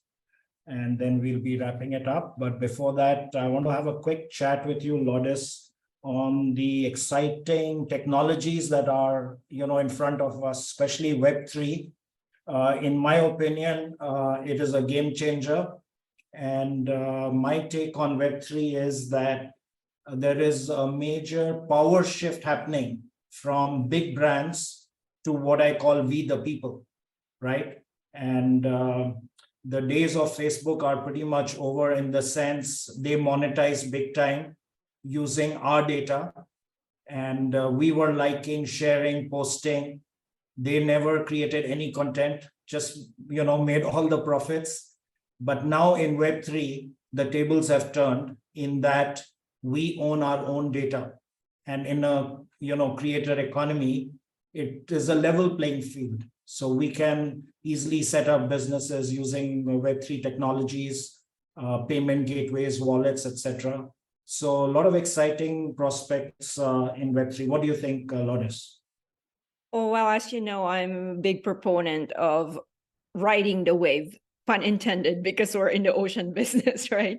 So you ride the wave. If you don't know how to surf, have people around you who knows how to surf, so you can ride the wave. Yesterday, when we were talking about the future trends, I really highly encourage you to take action on all those action steps that we shared yesterday, because we are riding the wave. And I'm riding this not just on my own. As you can see, we need community, as I mentioned. And as a community, it'll be easier to actually surf the wave. Let me tell you a little story, because I actually only have one experience having to do surfing, and I didn't even do it. I was in Ireland in October 2022. Yeah, last year, or maybe the year before that. And one of the groups that I was in, it was a personal development with a twist of adventure. We didn't know that we were going to go surf lessons. And at that time, I had an injury in my thumb because I fell from a skiing trip with my son. But make the long story short, what ended up happening was I cannot even carry the surfboard. But it was so cold. It was the Atlantic Ocean, and I had this whole group of CEOs, founders, and what have you. But they ended up being really very competitive in this surf lessons. And here I am, can't barely even carry my surfboard.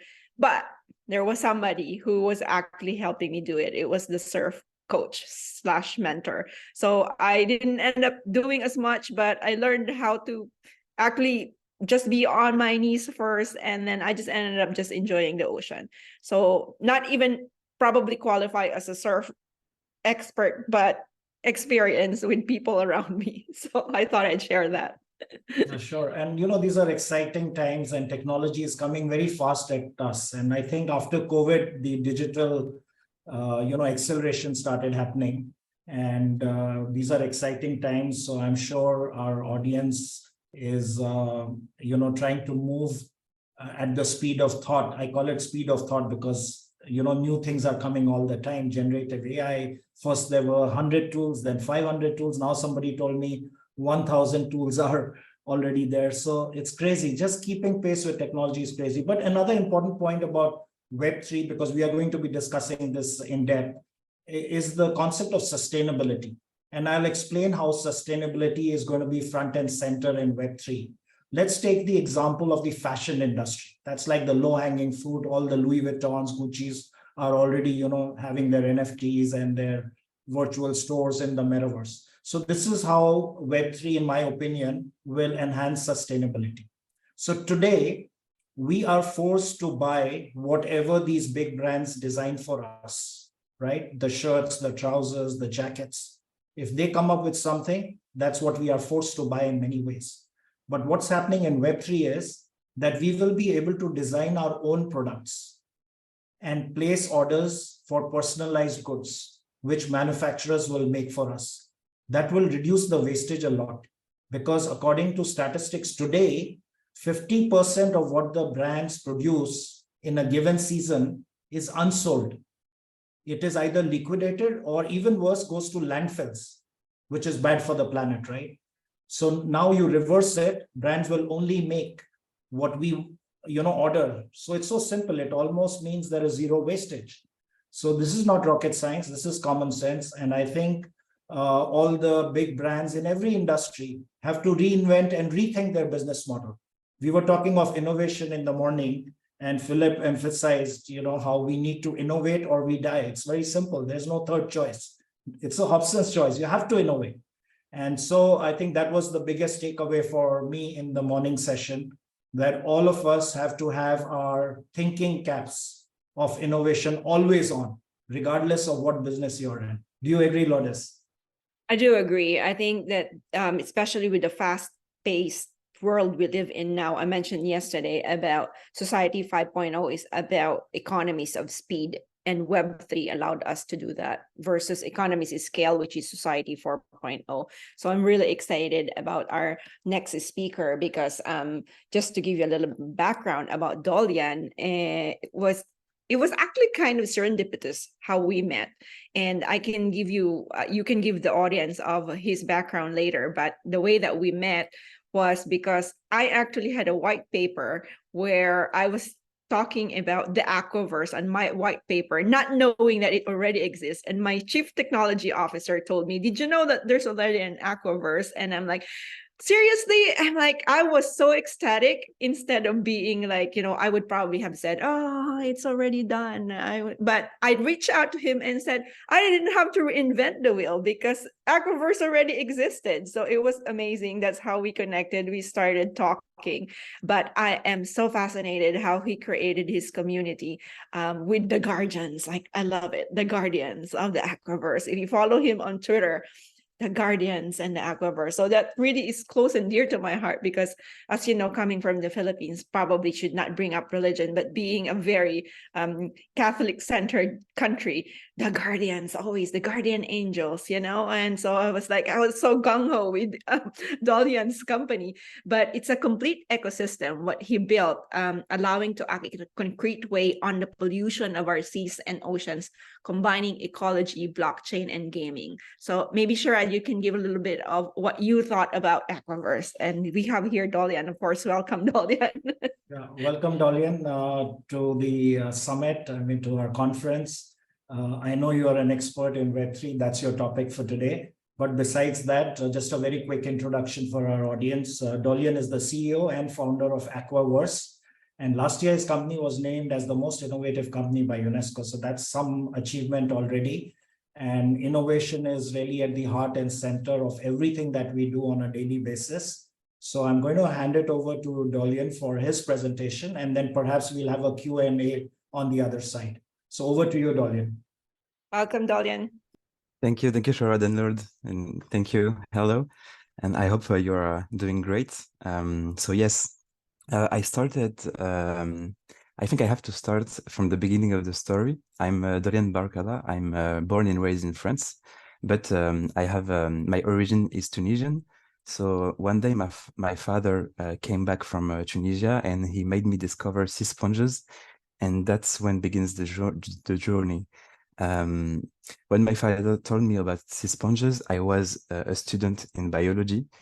So I was doing some research on sea sponges and I saw the power it have. I don't know if all of you know sea sponges, but it's like corals that are living in the seas, and they have the ability to pump the water. They are pumping until 100,000 liter of water per day, and they have the ability to clean up the organic and the inorganic wastes, like the heavy metals in the inorganic waste, the microplastics, the cellulose. And for the organic waste, it can feed themselves by all the how can I say that? But all the things that are coming out from the aquaculture, like I don't know how to say it in English. Sorry, sometimes I will miss some words, but but I hope you all understand.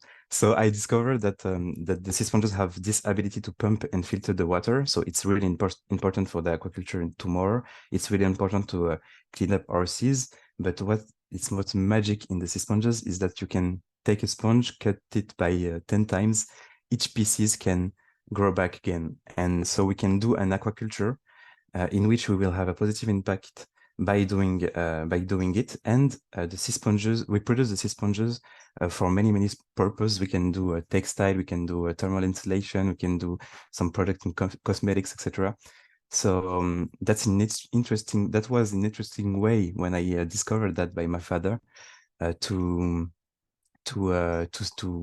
produce things while having a positive impact on the production and on the consumption. So 5 years back, I discovered that, and I managed myself to quit the school and to go in an entrepreneurship journey directly, because I love to know more about the science on the field and not in the school, even if it's important also.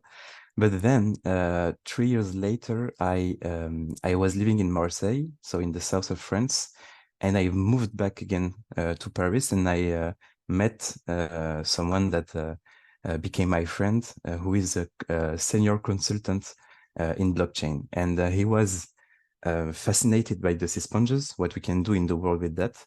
And he was fascinated also by the Web3 because he is working in it. So I was fascinated about it. And we talked about 7 to 8 months about how we can connect the sea sponges aquaculture to the Web3.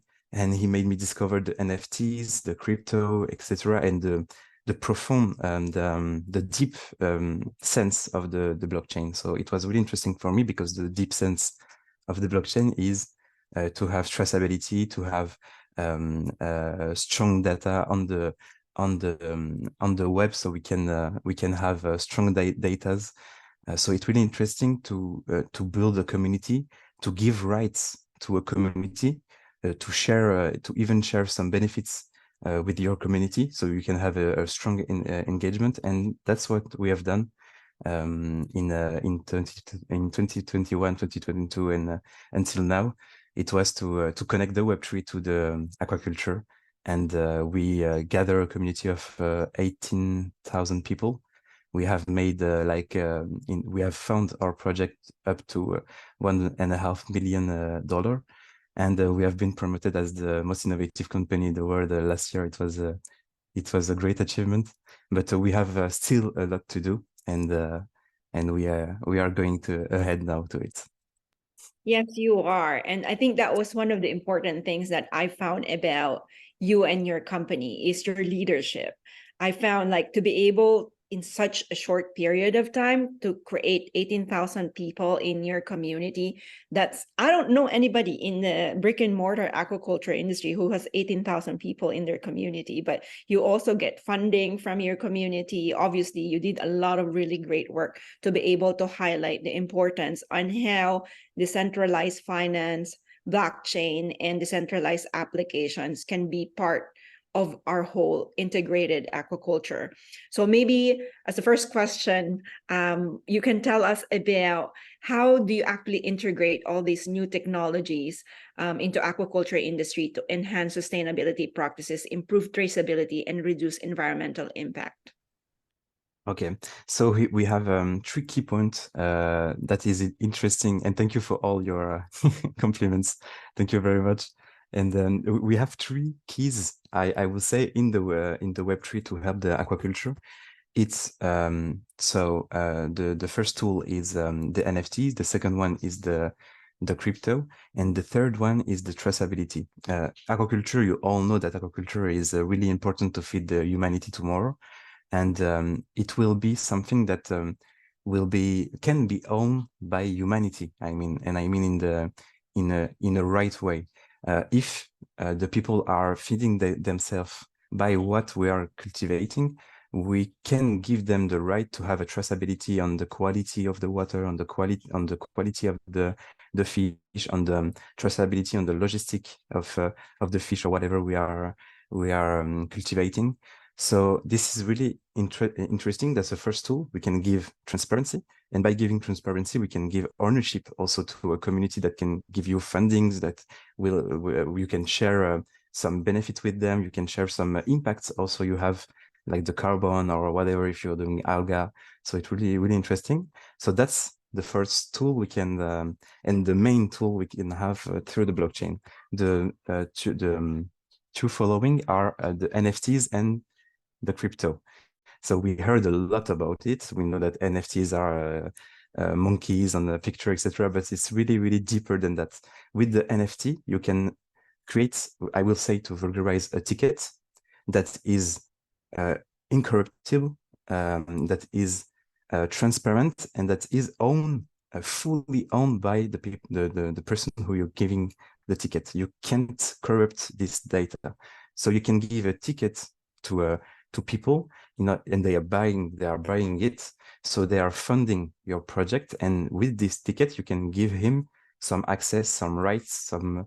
If you want, you can do a governance. You can ask people. It can be mainstream people, I will say. I don't know how to say it in English, but it can be also experts. You can have experts in aquaculture that is your community, and you give them governance, and you have maybe some issues on shrimps or whatever, and you have experts with you. They can vote, and the vote is incorruptible. You cannot change this vote during the time. So you can create a company that can stand during the time, thanks to NFTs with that.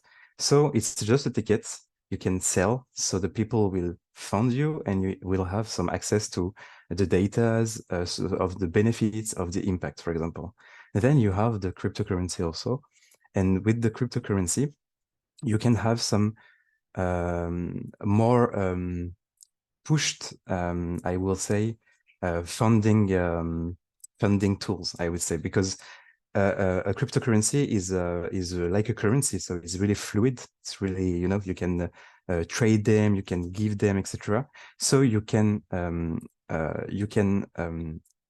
attach the value of your cryptocurrency to your aquaculture. So the people will earn money while the currency will go up. That's a mechanism we can have. For example, you can have also another mechanism with the cryptocurrency. You can have the people buying your cryptocurrency to fund an aquaculture, and by doing this, they have a part of your aquaculture, and the crypto are like the NFTs.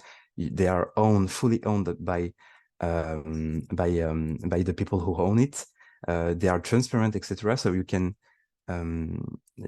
share an exact part of your aquaculture and share the benefits then, etc. So I told a lot of things, I think, Lords, but that's a lot of tools, a lot of things you can do thanks to Web3 in the aquaculture. You can give transparency, ownership, you can have funding.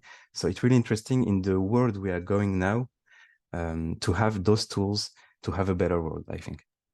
Yes, and thank you. And I agree with you. There's like a lot of new things. And one of the people who was in the platform yesterday was talking about one of the reasons anyway, why it was a little bit hard for aquaculture companies to get funding is because it was Claire Pirbula from the Yield Lab Asia Pacific was talking about aquaculture in itself has a lot of con against it on how to get funding, because it's either too many species, it's complicated.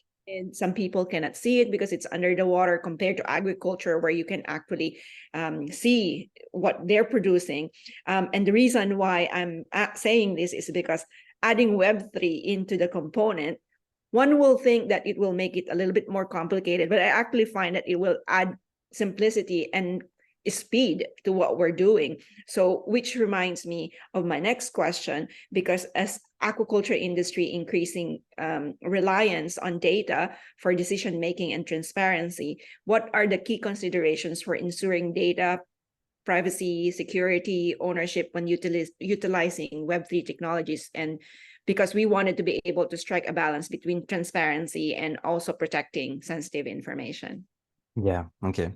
That's interesting because you're talking also about sensitive information. So it reminds me about IP, and IP is a thing in aquaculture. So you can all know that a blockchain can be a great way to secure your IP, because legally, I don't know in US, but in France, in Europe, it's the case, and I think in the world, when you put something on the blockchain, your IP in the blockchain, you have a trace of the date in which you publiate, publiate. Yeah, I don't know how to say it, but your IP, so you can protect it then. So you can have some mechanism like that. But to answer your question, that's really interesting, because Web3 is the perfect thing in order to achieve all the goals you've mentioned. Because as we know, aquaculture needs more transparency because it's below water, we don't see it, and the people are feeding from that, and the government also requires some transparency. So so it's interesting to put this data, it can be interesting to put this data on the blockchain. So the government know already that the blockchain is something that you can't corrupt, etc. So it's a good point, I think, for them if we can vulgarize a little bit for some of the people that don't know NFTs, crypto yet in the government, but it can be a great thing. Also for and that's the most important things for the consumer, because they can have traceability about how you produce your fish, some level of pollutant, etc., etc. And the blockchain is the best way to secure your data, to make it transparent or to make it private. There is some blockchains that are doing also private information, so that's interesting. But I cannot say more to your question than that, because I will go to deeper technical thing on blockchain. But I can assure you, and you can go deep on the question, that the blockchain is the best way to ensure your data. So to answer you, yeah, I will advise every people to see some vulgarization videos on YouTube, etc., on the blockchain, because you don't see it with the same look. Really, it's different. It's interesting you saying that, because in itself, your word of the guardian, right? In my head, it went like, this is really what blockchain does. And it's interesting because I was telling the audience a while ago when we introduced you that I had this white paper that I created, I shared with you about Aquaverse. And when I was doing that, this was, I think, 2 years ago now, I was actually not sure, do I create a company that does it in Switzerland, because Switzerland has the crypto valley, as you know. Most of the people who are into blockchain Web3 have a lot of companies in Switzerland, because their regulations are really supporting companies to be able to go in the blockchain. And so when I was thinking that, I knew that I can either go that route or I can go Delaware route. So, but make the long story short, it was faster for me to do Delaware route. So I ended up actually having a company called Manatee Meta. And when I was actually Googling our company name and I was looking for some information and what have you, and there it was, I was not touching it because I gotten busy to get into my project on the white paper I shared with you. But it was like, it's there. It's like, I didn't even know that it's really recorded in a safe way, whether I want it or not, because it's already on the blockchain. But which leads me to my next question, because a lot of people who still cannot grasp what blockchain is, what decentralized finance is, what dApps is, decentralized application. So when we were talking about, reducing environmental impact, because I think this is one of the questions that they have before with Bitcoin, was there, it's mining and it's using a lot of energy. So maybe in terms of scaling sustainable practices, how do you think that it's crucial to meet growing global seafood demand, and how can Web3 technologies facilitate the scaling of sustainable aquaculture initiatives, especially in remote or underserved regions? And we have somebody here from Uganda, from Nigeria, and from other areas wherein they have a community of people. Maybe give us a successful case study or pilot project that demonstrate the potential of Web3 in this regard. Okay, unfortunately, there is no successful story yet on the aquaculture and the Web3, because it's so new. But I hope that Aquaverse and also Manatee Meta, because it's really interesting to I think that we will be able to do that, but it's really a big challenge. But you talked about regulation, and you talked about something else. Sorry, Lord, I forgot. You'll remember. So yeah, about regulation, it's true that the crypto is so new that we have some problems on some countries, and especially in France, for example, in Europe, we have some regulation. We don't know yet if we will be able to do all the mechanism. Some of the mechanism, for example, I told you before with the crypto and the NFT, etc. Maybe it will be complicated to do it in some countries. And when you are doing aquaculture, you do it because of the specific geography to cultivate something. So you can't choose for the Web3 part, I think. But there will be some companies that will, I think, gather data from aquacultures that will be okay to share their data for a humanity purpose, to have more transparency, etc. on it. And at this moment, we'll have something interesting, and that's also what we want to do with Aquaverse, and what you want to do with Aquaverse too, and that we will do together for sure. But yes, that's still a problem. For example, us, we are thinking about going to the Crypto Valley in Switzerland, or maybe in the Dubai Valley, because something is created, and that some countries that have more flexible regulation. And I hope that the thing in Europe and America also will go to the right way, because there is a high risk that the governments will block some mechanism that is really, really interesting for us in the aquaculture, but there will be always some countries that will let us do that. So as the blockchain is on the web, we will be able to do something for sure, I think. And there is no really, really successful stories that I know yet, but I hope that they will be soon. It will be here. It will be coming from our emergence called SAM. So, but in continuation with what you're talking about, it's fascinating when you were talking about regulations with different countries, because I think when Uber came about, it didn't have it's just fascinating, because I know of Uber, but where I actually first found it, that it was being used right off the bat, even it was very new, it was actually in France. I was in an Airbnb. My husband and I were having couple time for 2 weeks when my son was born almost 14 years ago. And the landlord that we had from that Airbnb was telling me, why would you like a taxi going back to the airport? Just click on Uber. And I'm like, I didn't feel comfortable because it was so new. I didn't want to give my credit card information driver at that time, but it was fascinating to me how it was very well used in France compared to North America at that time. So going back to regulations, I totally agree with you in terms of how countries are sometimes maybe deterrent in having new technologies into place because it's not regulated. And I was talking yesterday about the future trends on what are the boom and bust sectors, and being decentralized is part of this. So maybe on the technical side of things, I don't even know if you guys have DAO, so decentralized autonomous organization, because I created like a group on Telegram where it's a sustainable aquaculture DAO. So maybe you can tell about our audience, and I know you alluded into this, maybe just on layman's terms, what DAO is. Yeah, okay, that's really interesting. Yeah, we don't have DAO yet, but we will for sure. It's really interesting. DAO is for a decentralized autonomous organization. So it's just organization that you can create on the Web3 with all the rules you want, and that will be written on the blockchain, and you can change this, or you can change it, but you have to tell it to your community, and they have to be agree with that. And this organization will have many purposes you can choose. For example, you can have an account in which you can put some money. This money will be held by all the community, and all the community of this DAO will be able to make some vote to invest on this, or invest on that, or whatever. Also with DAO, you can do some votes on the governments, the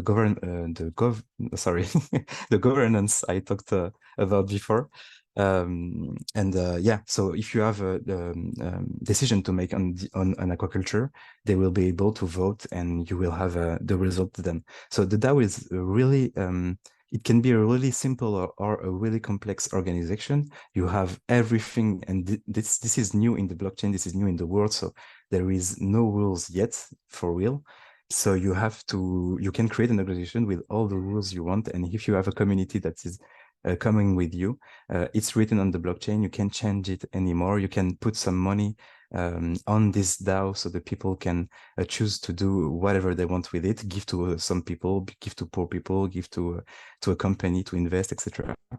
And by the way, I remember you talked about the efficiency of the blockchain, and that's really, really interesting. I don't know if we have time to talk about it.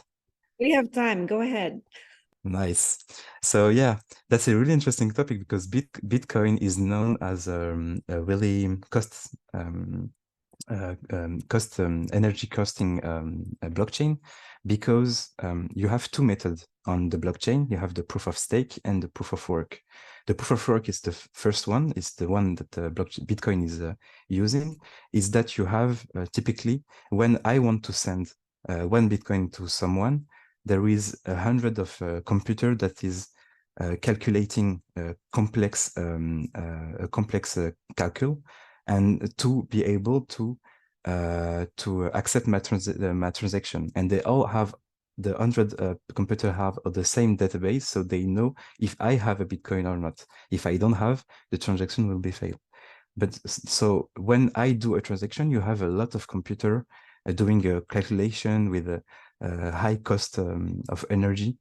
So it's complicated to have a world in the scaling world to have this type of technology. But in the blockchain, you have also the proof of stake, and this type of mechanism is not using 100 computer in one time for one transaction. It's a more smarter and complex process, but it's 99% most efficient than the proof of work, the Bitcoin. So there are some studies that have been made. If we change all the finance system of the world, and by using the blockchain, the finance system of the world will be most efficient on energy. So with that, this type of technology, we can have a scaling companies, scaling markets on the blockchain directly. Very good, very good. It's also fascinating about that too, because I think there's even an evolution in another mastermind group that I was in. They already had the third prospect, proof of stake, proof of work. There's another one now. It slips my mind what it was, but I'll remember later. So maybe you can tell us what your work was in Djembe when you were working that for years. And then it was launching an ecological revolution through sea sponge aquaculture, and then you added blockchain. And then maybe you can tell us a little bit on your journey on how you got here today. Yeah. So yes, I launched Jimbe. So yeah, that's right. The first company, the first name of the company, the second name actually of the company, and the purpose of this company was just to sell sea sponges from the fishermen, to have some money to finance aquaculture, sea sponge aquaculture, and to make it possible. But we had like 30 stores who had our sponges on their stores, but it was not, the people are not using as much as before the sea sponges. So we have a lot of marketing to do in order to have this in our daily lives, in cosmetics, I mean. But for example, for the thermal insulator, etc., we had we had something to do. So yeah, backing to my I'm getting back to my journey. Yeah, so I was selling sea sponges to make the sea sponge aquaculture possible. So we had a few money with it. It last 3 years, something like that. And then when I came back from Marseille, as I met this guy, and this guy, the senior consultant in blockchain, he made me. I love technology since I'm young, but I love the Web3 and the mechanism we can have with it.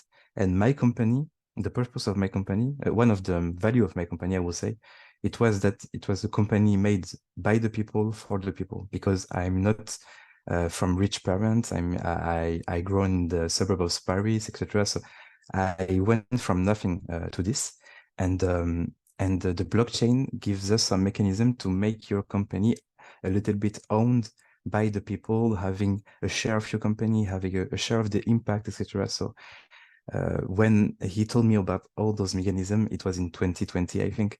I was amazed by this, and then I told my team, we stop. We go to the blockchain. We try to gather a community, because this project have to be known, and the sea sponges have to be known, because we invented nothing actually. The nature did it. Why we want to have sea sponges in the aquaculture tomorrow, doing AMTA, etc., is because you have sea sponges in every seas, in every oceans. There is 10,000 different species, and they are everywhere because they are the kidney of the seas. You have the sea sponges pumping 100,000 liters per day, and then you have some oysters or whatever doing 1,000, maybe maximum 100 liters per day. So they are really, really important for the ecosystem. So with the blockchain, we are able to make video and to talk to people. That's what I want to do. I want to do sea sponges aquaculture. You have this thesis, this thesis, this thesis. You can be transparent. When we have harsh time also in the entrepreneurship, we can talk to our community. We can say, I'm not good. Actually, now I'm in a break because I needed to rest a little bit. So I told my community, I need a break. I'm a little bit tired. In 5 years, I'm doing this, etc. And they're here supporting. When we did some stores, for example, to sell our sponges, they can go and see some people who sell sponges or sell cosmetics to convince them to sell sponges. So yeah, when he told me about all this, I was like, we can really create a revolution. So we went directly, and we have made maybe 6 months of hard work, really hard work, like 15 hours a day, no weekend, etc. Doing all the characters of the guardians. You call the guardians of the aquaverse. Some sea sponges looking like a SpongeBob but different, that are our guardian because they have to protect the sea. So we had, because NFT is known about the pictures, you have to do a picture that represents your project, but you can have a deep project. So the sponges, the guardians, that was a message we wanted to give to the people. And thanks to the Web3, you can gather a lot of people like this.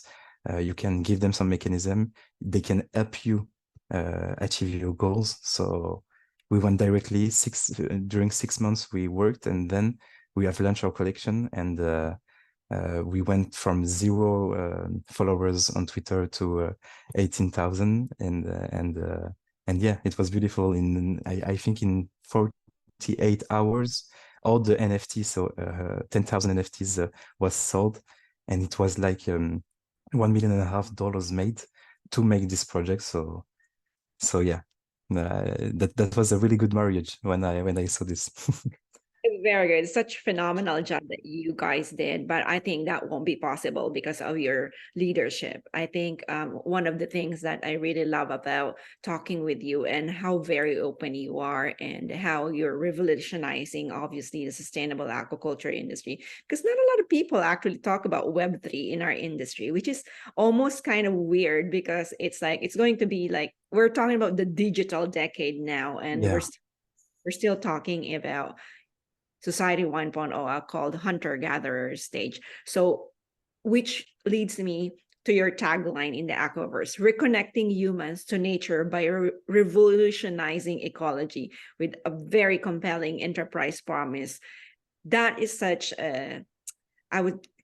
a worthy mission for anybody in our industries. Really, how can we save the ocean's ecology from what's happening from climate change? So maybe you can talk a little bit more of utility of the token sponge. So how is that? Mostly that's what people are afraid of. Maybe this is just in the Yeah. So as I told you, we talked about the regulation, and the truth is that you have to shape your mechanism with the crypto, with those utility. You have to shape it to the regulation. So we had some things that we wanted to do that were blocked in France, but we are thinking about going out, maybe, because those mechanisms is really important. But to talk about the utility we saw about the crypto. First, we wanted to do something really simple. The people can buy our crypto and then to invest in aquaculture, to be able to have a scaling power later. The people with this crypto can invest directly in a pool, I would say, in which you're investing. And this pool represents an aquaculture we are doing in Marseille, for example, something like that. So we need 500,000. So this is a pool of 500,000, and people are giving crypto. But this mechanism is complicated because you have to sell. When the people give you all your crypto you created, you have to sell all your crypto, and then your cryptocurrency will go. The price will drop. When you sell a lot, your price will drop. So we had some mechanism to counter that, but the regulation was complicated. But I will make it simple. The first one is invest. The second one is to have a right to to share pools on an aquaculture, for example, in Marseille, as I said, and to have the right to see the data, to have shares about the impact, shares about the benefits. So that's the main thing. The third one is that the value of this cryptocurrency will be attached to the value of our company. So if we have a more sponge project, more impact projected, the cryptocurrency will go up because people will want to buy those crypto. I will say why, because this crypto, we want to attach this crypto to the shares of our company, the real one. I mean, the equity part and equity part of our company. So if our company grow, the share will grow, and then the crypto will grow also. And if the crypto grow, the people will be interested in joining this currency. So the price will go up, still up. So that was the three main initiatives we saw, but we are facing challenges regarding the regulation. So we are trying to see what we can do and fix that in the time. Well, you're welcome to Manatee Meta. You know what it's like. Thank you very much. We have a little bit of a question, I think, from the audience. I'm going to say, I'm just looking at, oh, Simon has just mentioned on the chat, I'm heading a cluster of fish farmers with a membership of 165. What can I do to handle traceability?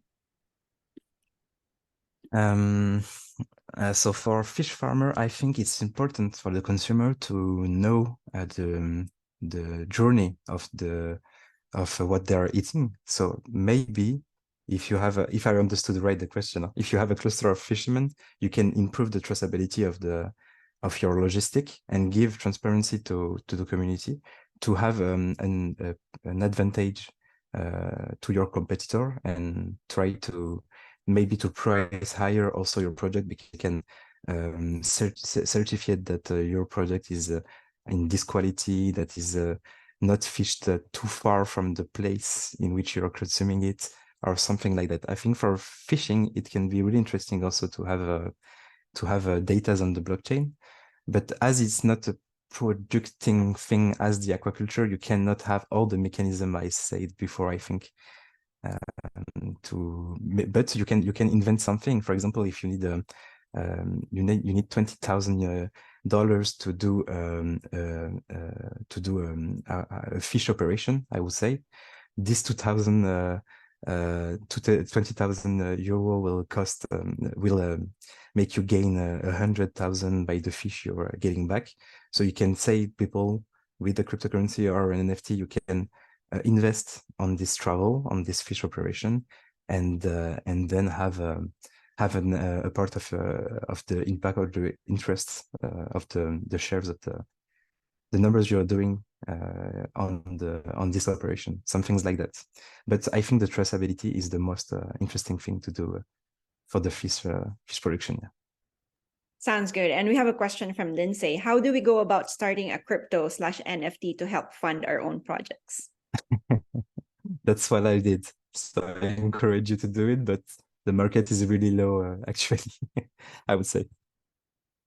Yes. So, Lindsay, I would love to help you. Please book a call, because we're going to go step by step on how to do about this. And obviously, Sustainable Aquaculture Mastermind, Dolian, will be part of this. And so it'd be great to do a collaboration and how we can do that as well. So thank you very much, Dolian, for your knowledge today. I really do appreciate the connection that we have, and we're going to have very much. But one last question. I think I'm seeing somebody just put some more. I think Victor was talking about traditionally QR codes or ISO 22005 could help. Blockchain-wise, VeChain is used for traceability by some major retailers like Walmart in China. Oh, I think he was just actually making a comment in terms on how to use traceability. That blockchain is not new. This has been ongoing for quite some time, but it's just got more robust on how we can do that. And so I think there's also, you already mentioned about the NFTs can also, Victor was talking about NFTs can serve as an equity certificate as well. Thank you very much, Lord. Thank you for this invitation. It was a pleasure, and I can't wait to see the next steps. Yes, thank you so much, Dolian. I really appreciate you. Thank you. Bye. So I'm bringing on Sharad because Sharad from Dubai actually is also an expert in Web3. So take it away, Sharad. Yeah, He's based- thanks. That was really very insightful for me. I mean, despite being in the Web3 business, there are no experts as yet because everything is so new. So we are all learning from each other in the ecosystem. And talking of Web3, I actually run a community called Meta Shapers. So if any of you in the audience are interested, I will put this in the chat, and we'll be happy to have you as part of our Web3 community. And as you know, community is key in Web3. In fact, one of my mentors always says that in future, the brands will not be valued by their market cap, but by their community cap. So I think this emphasizes the importance of community. And a lot of people ask me, what is the difference between a Web3 community and a Web2 community? In my opinion, Web2 is very transactional in nature, whereas Web3 is more relational. So that is one of the differences between a Web2 and a Web3 community. And in Web3, I find people have a very open mindset. And I say this all the time, Web3 is not so much about technology as it is about a mindset. This mindset of collaboration that I think Lourdes brings with her to the industry is really the key to succeeding in the future. So I encourage all of you to be part of Lourdes's community that she's building. Join her on the LinkedIn community page that has recently been set up. I'm sure it'll become very active in time. There'll be a lot of events that we will be hosting for you. And I think together, actually in the Web3 parlance, we say #WAGME. We are all gonna make it, right? So with that spirit, I think we will succeed together. So there have been a lot of learnings since yesterday. I mean, I think my head for one is spinning. So I want to ask the audience, especially the people who've been here since yesterday, what is it that has stood out for you? Please use the chat to let us know. And, you know, we are always happy to share with you all the wisdom that exists out there throughout our network. And like Lourdes said, this is not just about holding a 2-day conference. This is a commitment from all of us in the team to continue to bring you, you know, all the industry leaders who are shaping the narrative in this industry. So this is going to happen on an ongoing basis. And please, you know, be part of our community. And our entire team is here to help you do that. And Stacy, may I request you to share again the links of different ways that members of our audience can stay in touch with us. And I'm sure through email, through WhatsApp, and through our LinkedIn page, we will continue to inform you of all the forthcoming events that we'll be hosting. For those who were not here yesterday, the next conference is going to be in December on 7th and 8th. So do save that date. Details will follow, and I'm sure we'll have lots of wisdom to share with all the speakers that we are planning to bring to you in the next conference. And I think Lourdes has already committed that this will happen on a quarterly basis. So I'm very excited about all the forthcoming sessions that she's planning. And yeah, now I believe Lourdes is going to share with us some more trends that we should be looking out for. And Lourdes, these trends keep coming at us, you know, at, what should I say, at lightning speed. I mean, Gartner keeps putting out this hype cycle, right? And according to them, the AI hype cycle has already peaked. So there is something called Amara's law, which says people have a lot of expectations when any new technology comes, but then it gets belied in time. So there is dissatisfaction that happens. And we saw that in Web3, we saw that with the metaverse, and now we'll probably see that with AI. So I think just keeping your mind open, just like a parachute to everything new that's happening, is a very good way of getting to know what works for you. And like we discussed before, at least I believe in this a lot, that it is good to fail. When I was growing up, my dad used to tell me you should study hard and you cannot afford to fail. But once I turned an entrepreneur, I realized that in a way it's good to fail, because you learn more through failures than through successes. And I'm sure there are many entrepreneurs in this room who had a similar journey. The important thing is not to fail for the same reason twice, right? That's not good. So you fail, you learn, and that's it. Like they say, either you win or you learn. You then take out failure from your dictionary. And I think that's the mindset that entrepreneurs need to adapt. And this, whatever we are saying, works across industries. This is not generic to any specific industry. This is the mindset with which we have to work. So I'm going to hand it over to Lourdes. I'm sure she's ready with her presentation. And we'll come on the other side and poll the audience in what you think resonated with you. And over to you, Lourdes.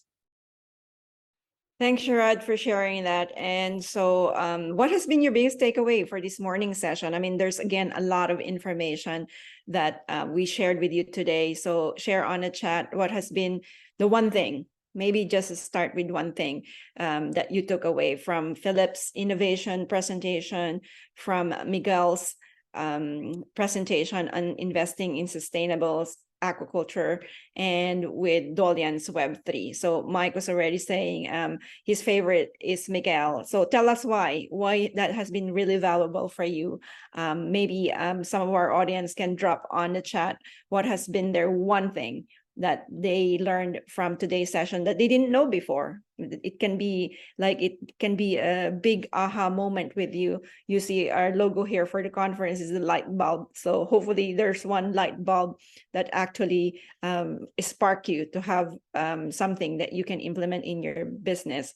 So you fail, you learn, said Enoch. And then Pragata was saying that insights are eye-opening and valuable. So I'm really so happy that you're here today, because that's what I think is important about community.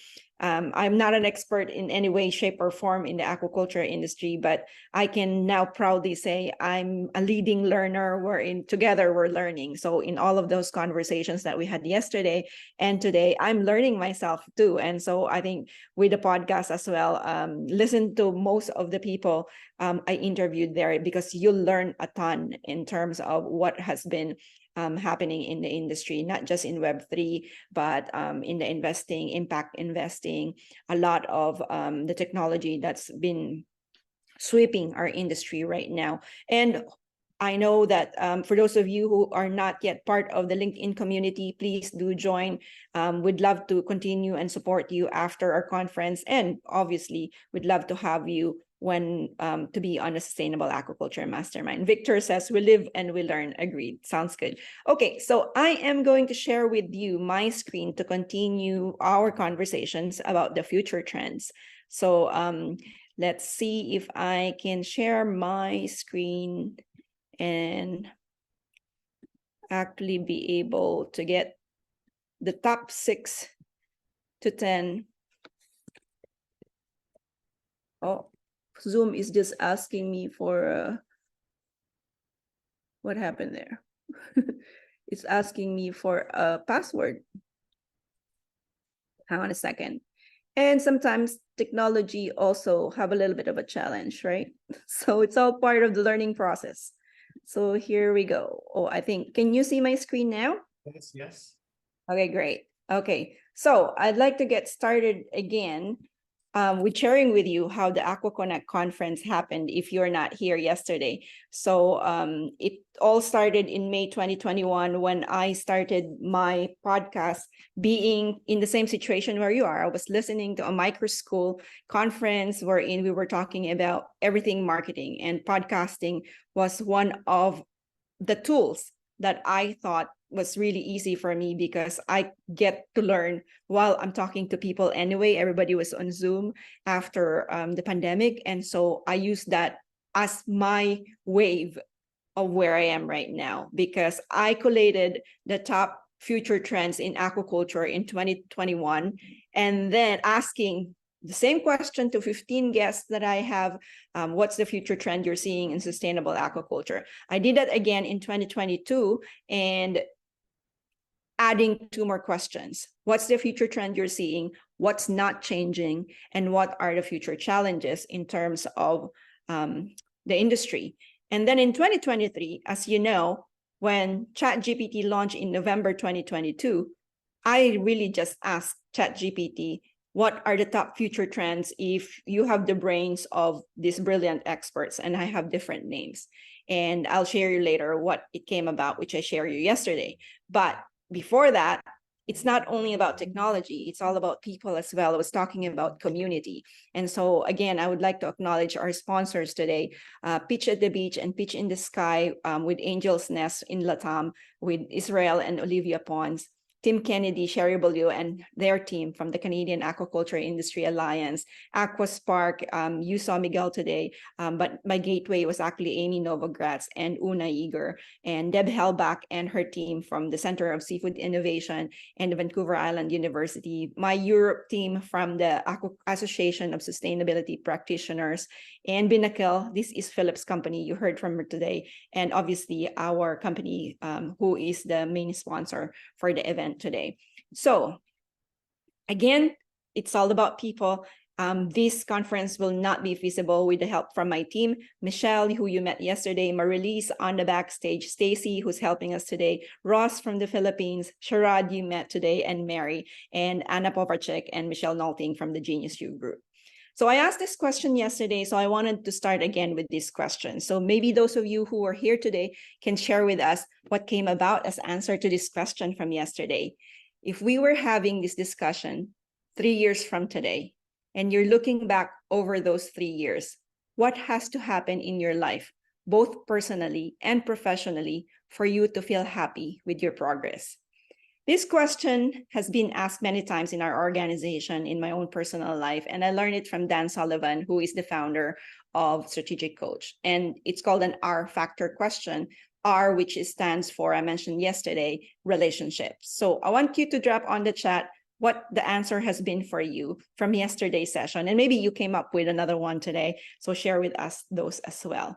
Because I'd like to know where you are seeing yourself, who are you with, what are you gonna do in the next 3 years? Well, maybe even just a year from today. I would love to see you a year from today, that you'll be attending our conference again, because this is, as I mentioned, it's not just a 2-day event, it's a community. And so I'd like to share with you this again from our founder. Well, Wayne Gretzky was once asked, what was the secret of his success? And he said, he never goes for where the puck is. He always goes for where the puck is going to be. So where is your puck going to be? If you already did the purpose test yesterday, I would love to know what has been your purpose, that a lighthouse, because we share a lot of information. I want you to be able to not get distracted, have fear of missing out or having information overload. We talked about mental health in a lot of different ways. So I want you to take care of yourself, and this is going to be your lighthouse. Knowing your purpose in connection with the United Nations Sustainable Development Goals is going to be your lighthouse, so that you can get focused to ride the wave on what's happening in the digital decade. So I mentioned that I'm going to share with you the 10 trends in sustainable aquaculture, but I want you to focus on the word "and more," because I did that yesterday as well. So these are the top 10 trends in sustainable aquaculture based on the brilliant minds that ChatGPT-4 gave me. And I shared this yesterday as well. And someone in my team will actually share again the link for the whole top 10 trends. But I want you to be careful because I mentioned there's a lot of information as well. And so Good day, everyone. going to end up happening is that you will know a lot of this because there's different information online. So even these top 10 aquaculture trends provided by Start Us Insights, as I mentioned yesterday, you can already get overwhelmed with the different trends that are over there. But what is actually more important is what we talked about yesterday. So I'm just summarizing here the trends that I shared yesterday. The age of distrust. Now that we're coming from a point wherein there's too much chaos happening in the world. You heard we talked about winter is coming. It's not coming, it's here now. The world is in chaos now. So what do you do to gain trust, to be able to be in the boom industry?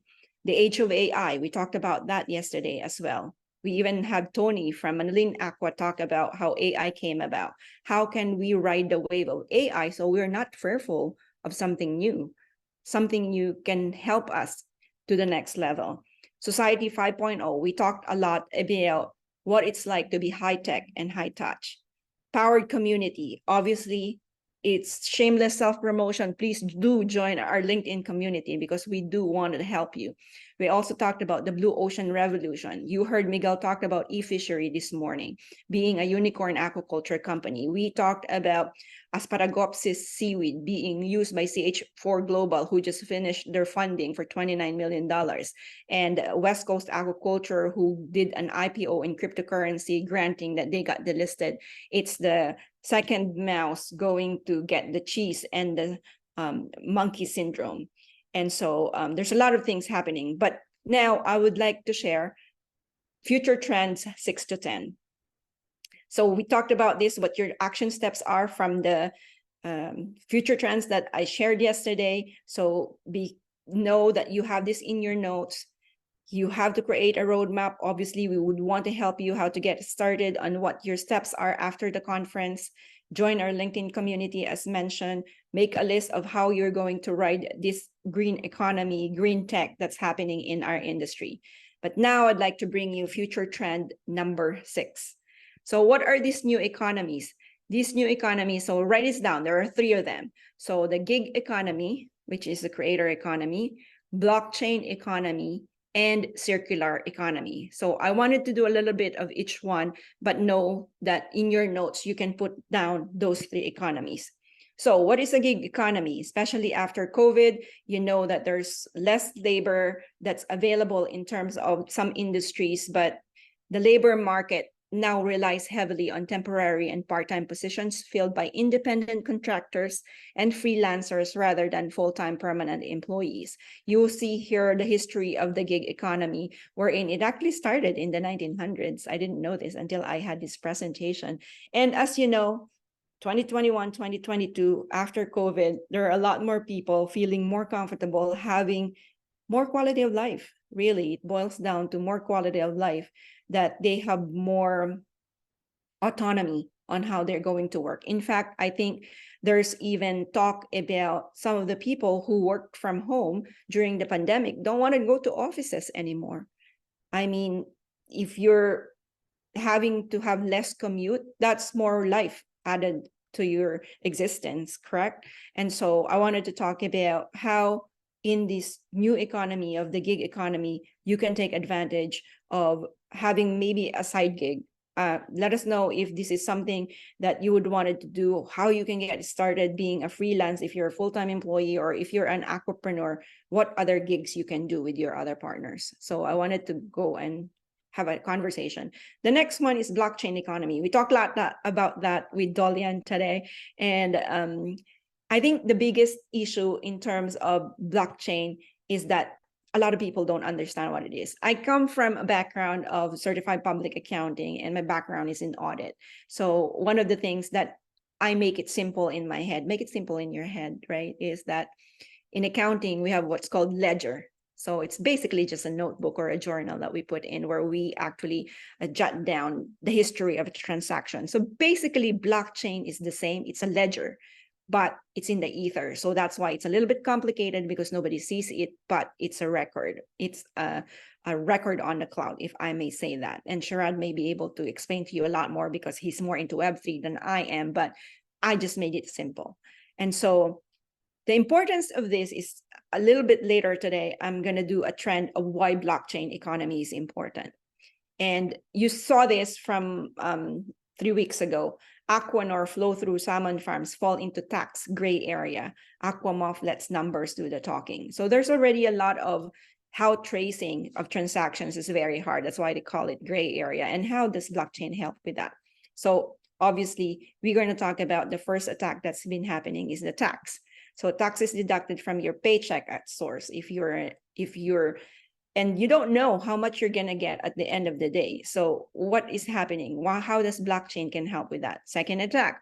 I mentioned a while ago, I was in the mastermind group the other day, and how much a lot of people apparently who had corporate 6 figures income jobs in Canada are moving to Costa Rica because it's just too expensive to live here. They can't pay their mortgages, where they can actually have probably a really nice area that's ocean view in another country. And food costs, our food costs here in Canada has probably quadrupled, if not triple, after COVID. And so inflation, obviously, and I think the rates here is based in Europe, 9%, prices are rising. Everything is getting more expensive, not just luxury items, but basics like I mentioned, food and drinks. Your quality of life will start to fall unless you earn more. It's a very big issue that we're going to stress about if we can't meet our quality of life. And what's the third attack? Maybe you can grow your money in the bank, but the days of 6% in banks are gone. You're lucky to get 0.5%, maybe even minus -% if you leave your money in the bank. With official inflation at 9%, you're losing money when you keep your money in the bank, literally.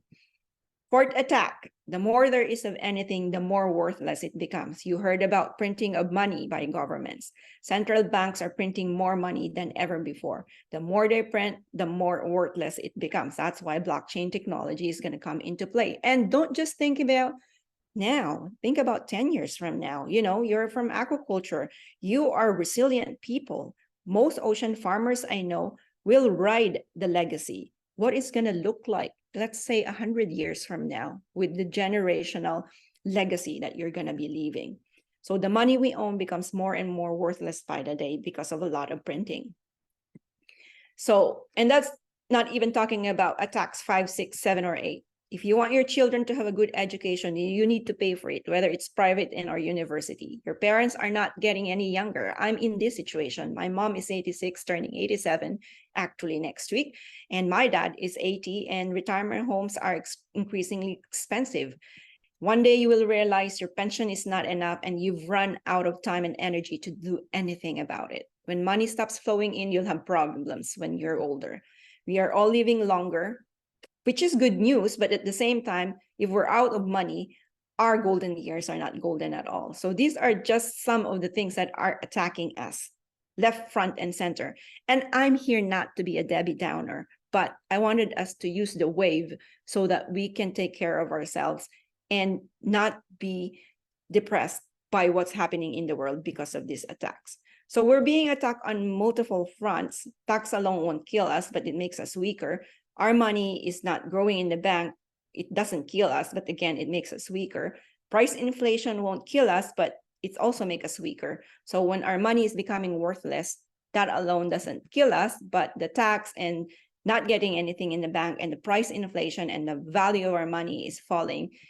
What do we do? So when we are hit on many fronts by several things at the same time, it has a huge negative multiplier effect and it literally kills our finances. So it's just a matter of time. So how do we ride the wave? Use blockchain. So now the next economy is circular economy. And I'm moving into this because I had a really good workshop from Monday, I think, or Tuesday. And the Association of Sustainability Practitioners has a workshop on finiteness and sustainability. And this video was shared, so I wanted to share it with you.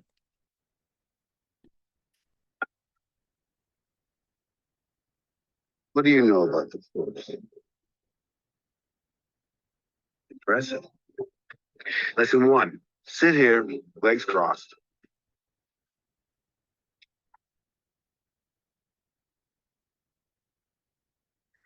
The force is not a power you have. It's the energy between all things, the tension, the balance that binds the universe together. Close your eyes. Breathe. Now, reach out. Breathe. Just breathe. Reach out with your feelings.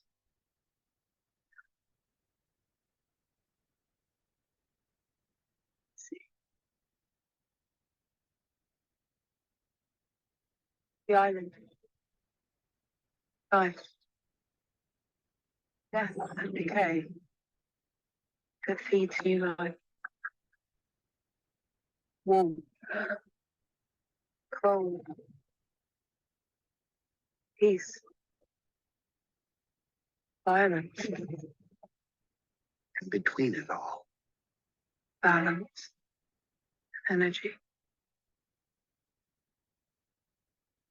A force. And inside you. Inside me. That same force. And this is the lesson.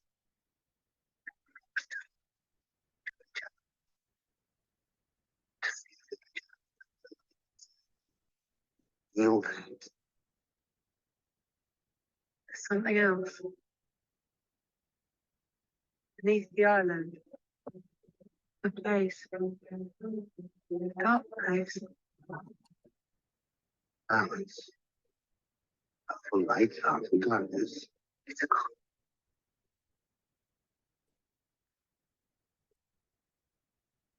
It's calling. Mr. Ray. Ray.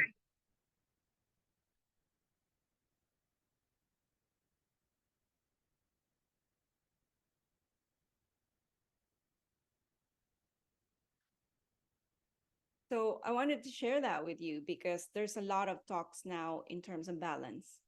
And I was talking to one of my mentors the other day, and he talked to me about mostly it's about balance, but it's also intention of priorities and intention of choices. So we hear a lot about ESG, environmental, social, and governance in the circular economy, in the sustainability world, but there's also a lot of greenwashing. And when I talked about the 3 pillars of sustainability, leadership being defined as do the right thing, even though nobody's watching. There's also a lot of opportunity that's available for us. The ESG assets may hit $53 trillion by 2025, a third of global asset under management. So how do we ride this wave? Impact investing, you can see here in terms of mapping ESG strategies. And again, these slides are available for your own reference after the conference, but know that there's a lot of this that's happening. And what are the business models that you can ride so that you can take advantage of this? Because in the near year, maybe 3 years from now, this can be one of the answers that you have in our questions of what would that look like 3 years from now? What's the circular economy business model that you're going to be implementing? So here are some statistics that you can see at your own leisure, but it really talks about the models broken down into renewability, sharing platforms, product as a service, product life extension, and resource efficiency and recycling. Which leads me to my next and my favorite of all trend is the future of money. So I shared in my talk in Melbourne a month ago, actually, about this trend. And how many of you have heard of the word BRICS in the last year or two? Maybe even it's the first time that you heard it is today. So we'll talk about that. But if you go online and ChatGPT or Google it, how much the dollars has declined in the last 50, maybe even 100 years compared to how the crypto has risen in value. It's a staggering, the big gap on what that is. So again, you can look at all of this in terms of prediction, and you can watch the videos that are on the reference on your slides. But just know that the future of money is very different from what it was like even 10 years ago. US debt rank compared with the rest of the world, you can see all these references about the US debt ceiling and about what's happening in terms of the reserve currency. And so even China has a digital yuan now, and all of these statistics are available for you. But I wanted to highlight this slide because BRICS stands for Brazil, Russia, India, China, and South Africa. And interestingly, actually just last week, Saudi, Iran, Ethiopia, Egypt, Argentina, and United Emirates already actually joined this financial defense, I call it. If you're familiar with NATO, that's a regional defense alliance. If you're familiar with NAFTA, that's an economic trade partnership. BRICS is actually a financial defense. And if you get a copy of the book, Permanent Distortion, it talks about geoprotectionism. Basically, they wanted to be able to protect themselves from what's going to happen with the North American currency. And so they're developing this new reserve currency. Interestingly, they call it probably BRICS box. So what value are you creating to create your own economy so you have your own financial defense? Because it's very important in Sustainable Business 5.0 that you have this. That's why I was discussing the future of money, because this is very important when we go and actually think about what's going to happen. And you've already seen some of this news. This news was actually from a year ago. What happens when Biden threatens Saudi after OPEC got cut, and then Saudi about threatening the West with all of these other news, right? So you have this in your fingertips now. So what are you going to do about it? So you can read this at your own leisure of what are all these references that will define the future of money. And obviously, as I mentioned, all these future trends is to alert us of how we can ride and surf the wave of these future trends. You can see here of how much households are invested in different kinds of empowered in opportunities right now. So these are all in your fingertips now. I shared yesterday too about, I have a mentor who told me in the group that we belong to that millionaires look for opportunities, billionaires look for trends. And so in this workshop, you are all billionaires because you are now equipped with these future trends. Which leads me to trend number 8. And this is one of my favorites because this has appeared in all 3 years of the trends that I've been collating, and it's called seasteading. And for those of you who doesn't know what seasteading is, I'd like to share with you this video.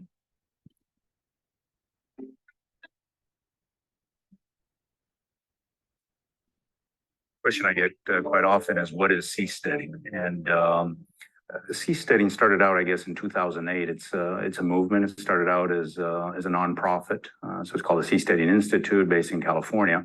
But I think just a couple months ago, seasteading is actually a word that's recognized by the Oxford Dictionary, and what it means is living on platforms on the open oceans and with new forms of society. So the way I got involved in seasteading is I was a government minister in French Polynesia. So a lot of people know my country by the name of Tahiti. And when I left the government, I was looking at interesting opportunities for what we could do, especially in terms of sea level rise mitigation. It's an issue that's quite front of mind for a lot of Pacific Islanders, especially now. And I had come across this institute, read about them. They were very, there was a lot of media focus on them back in 2008, 2010, 12. So basically I reached out to the institute and said, my understanding was that they had built a huge network of specialists, of aquapreneurs, of scientists, researchers, investors.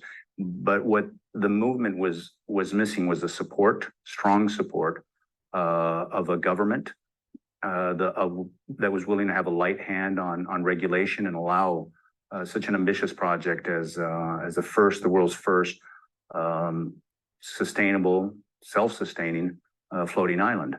So French Polynesia had the advantage when I reached out to seasteading to have several things that the Institute was interested in. And one of the first questions they asked was about connectivity. So, is your country connected to the internet backbone? Connectivity is obviously crucial for big data that's going to be generated by the researchers, the scientists. So the first thing was, do you have a submarine cable? So we checked that one off. 2010, French Polynesia connected to Hawaii. So we're right on the internet backbone. Huge unused capacity, I think 99% unused. So obviously available for research.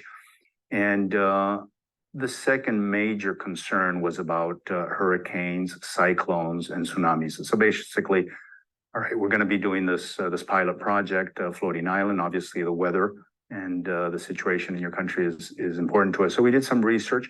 I already knew from being from French Polynesia that this was a very rare occurrence. I think we've had 2 hurricanes in the last 100 years that had significant damage. There was property damage, very light loss of life, and tsunamis are not really an issue for us. We're in the middle of the South Pacific, so we get at least an 8-hour window before any tsunami were to hit us. But just given the geomorphology of the islands, we don't get these high waves that you get when you have a continental shelf. The objective of the pilot is to get all of these technologies tested on a smaller scale. It's small, yet we should be able to support around 200 people. So our objective is 200 to 250 people living full time. There'd be about a third research and scientists, a third will be people who just love to live on seasteads, and we've got a long list of people who want to come live on a seastead.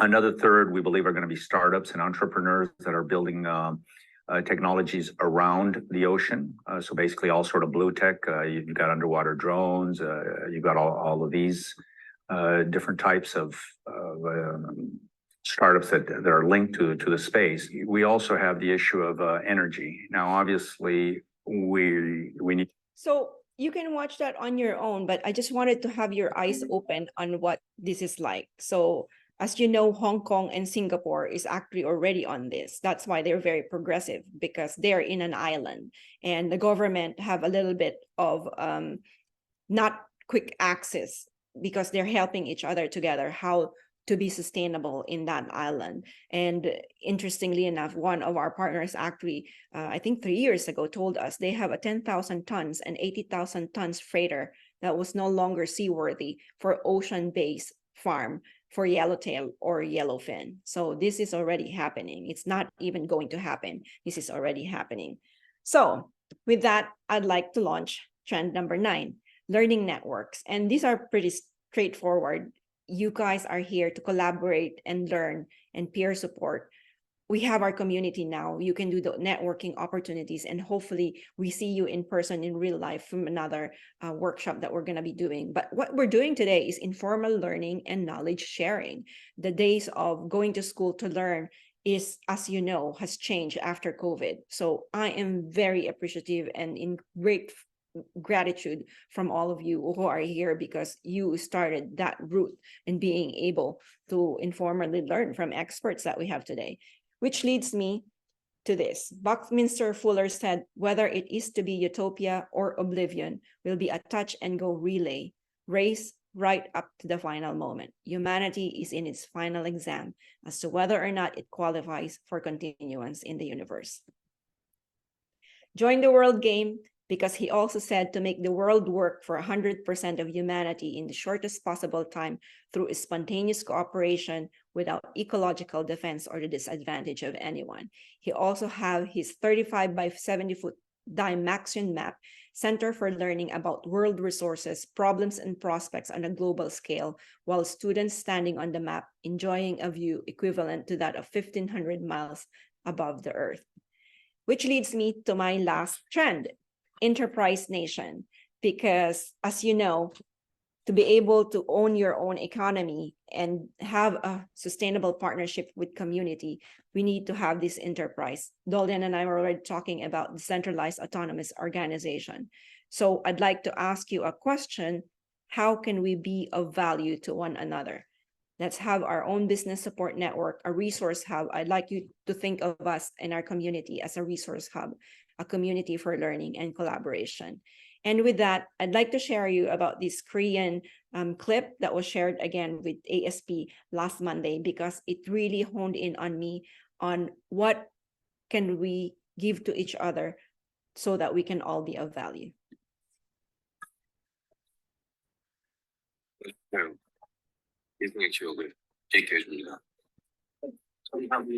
이게 무슨 용없는 짓이야? 내 차 운전대 잡는 놈이랑 정상이라 같은 걸 마시라니? 여기선 모두 같은 차 한 잔입니다. 무슨 개소리야? 죽은 것도 억울한데 평생 살아와야 시계 하나값도 안 되는 인생이라 이렇게 같은 취급을 하면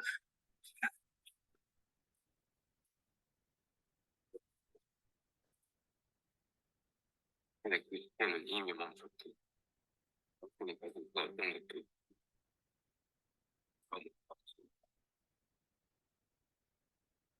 이승에선 힘센 사람으로 잘 살았어. 하지만 정문을 넘는 순간 알게 될 거야. 눈으로 지은 죄, 입으로 지은 죄, 손발로 지은 죄, 마음으로 지은 죄가 얼마나 힘이 센지.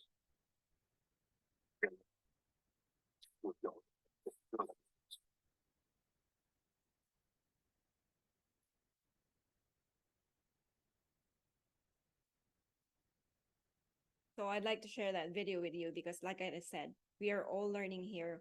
We'll be of value to each other if we work as a community. So we'd like to continue help you with your journey. Obviously, I'd like you to join a Sustainable Aquaculture Mastermind, book a one-on-one call so that we know how to be able to help you. And with that, I'd like to share this one last video with you because the sustainable aquaculture movement is at the precipice of change.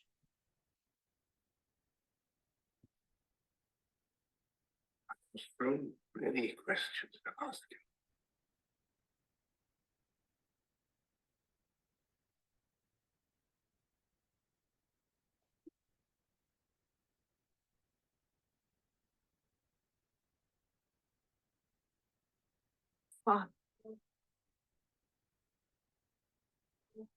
It's beef.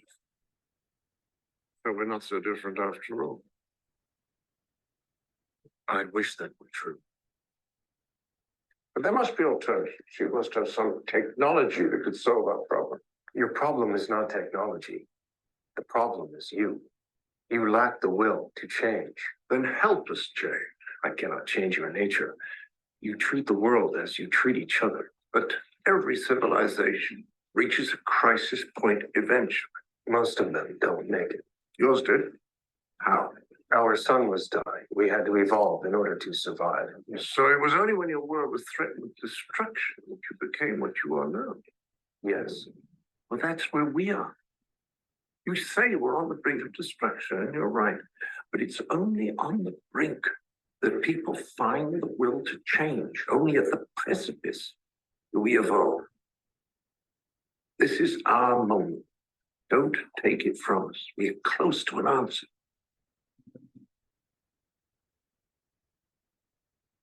We are in the precipice of change. Thank you for joining us, and I'd like to be able to see you in our LinkedIn community. And so with that is the future trends, and I hope you learn a lot. I'm open now to questions. I see there's a lot of things going on the chat, so maybe I can have one of my team summarize all that questions for me. So put on the chat what's your biggest takeaway, and I would love to hear what your learnings are from this trends 6 to 10. So Sharad, maybe I can have you over and you can guide me on what some of the learnings, maybe ahas that you see from the chat that's happened there while I was doing my presentation. It was so thanks, Lourdes. I mean, a lot of things to wrap my head around. All the 10 trends that you've shared over the 2 days are an absolute must for all of us to follow. And there's one that, is very dear to my heart, and I'll share that with the audience as well. It's a concept called transhumanism. And transhumanism is a belief that technology can solve any problem on the planet. So we have to be all transhumanists. And I'll give you an example. You and I could live to be 200 years if we could slow down the process of aging, right? It's not rocket science, it's logical. So I'm working with a bunch of data scientists in Spain who are working on a technology where people will be able to log into the internet with their brainwaves. No password required. And this will put hackers out of business. They have already stolen $1 billion from us in the first 9 months of this year alone. So if you believe in technology, then a lot of good things can happen. So talking of trends, I wanted to bring in this belief that we have to think out of the box.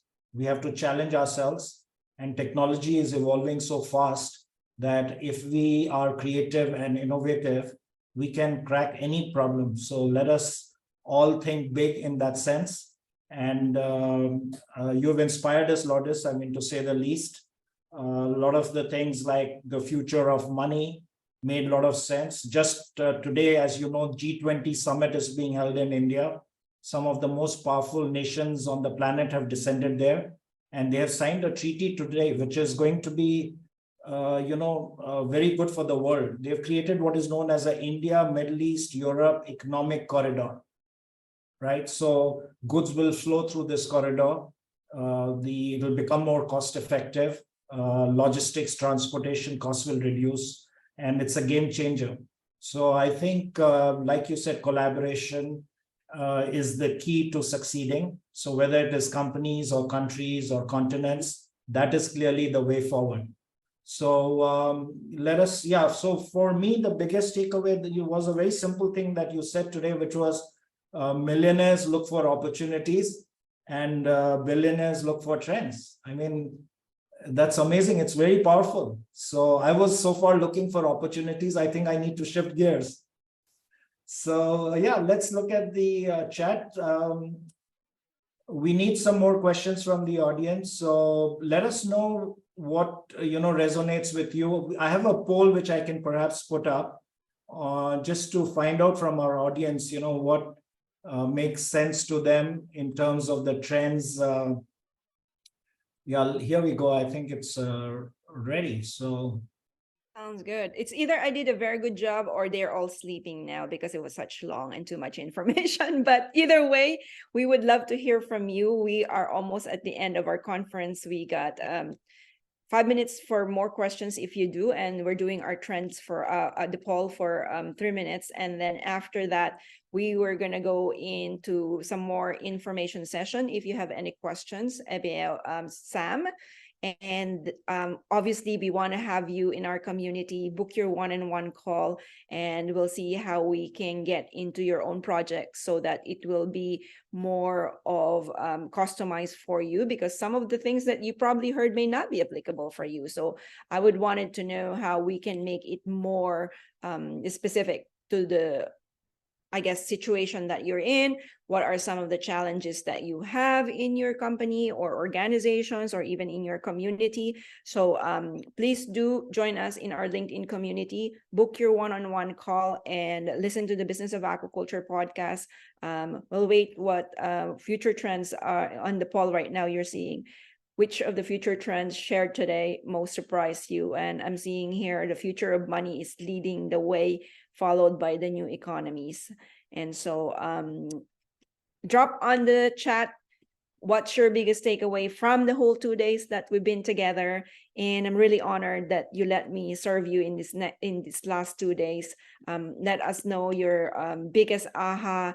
Thank you, Lindsay, for being here. Really appreciate you being engaged in our community now. And all of the other people, do drop in the chat. What is your purpose? What did you find out from taking the assessment? If you have that already, I mentioned yesterday, mine was no poverty, and education was the tool that got me there. And now with Life Below Water and Partnership for the Goals. Thank you, Edna, for being here. Really happy that you guys are very, very much into the love of learning, which is one of my values. I think that's the reason why you're probably all here. And so, it looks like the future of money is still leading with this poll. So we got 30 seconds on the poll. So do cast your votes on what you think was the future trend that actually resonated with you. So Mike, thank you. You were talking about inventors and innovators, by T-System is looking to work with you. We look forward to working with you. Thank you for booking the call this morning. Michelle would be happy to know how we can serve you, and make sure that you cast your vote. We got 9 seconds left, and we have 50% future of money leading the way still. And with that, I would like to share, and so it won. So the future of money is the favorite trend. So with that, I would like to share with you again what we're up to with the Sustainable Aquaculture Mastermind. Book your call, but right now I wanted to talk about yeah, future of money is number one. Let me just see if I'm able to share my screen and we can talk more about information on what's happening with the Sustainable Aquaculture Mastermind and what does that intake. So I think I should probably be able to share my screen now. Here you go. So Sam is the emergent out of this conference. I mentioned the roadmap that we're following. So we had the podcast that gave birth to this conference. This conference gave birth to Sam.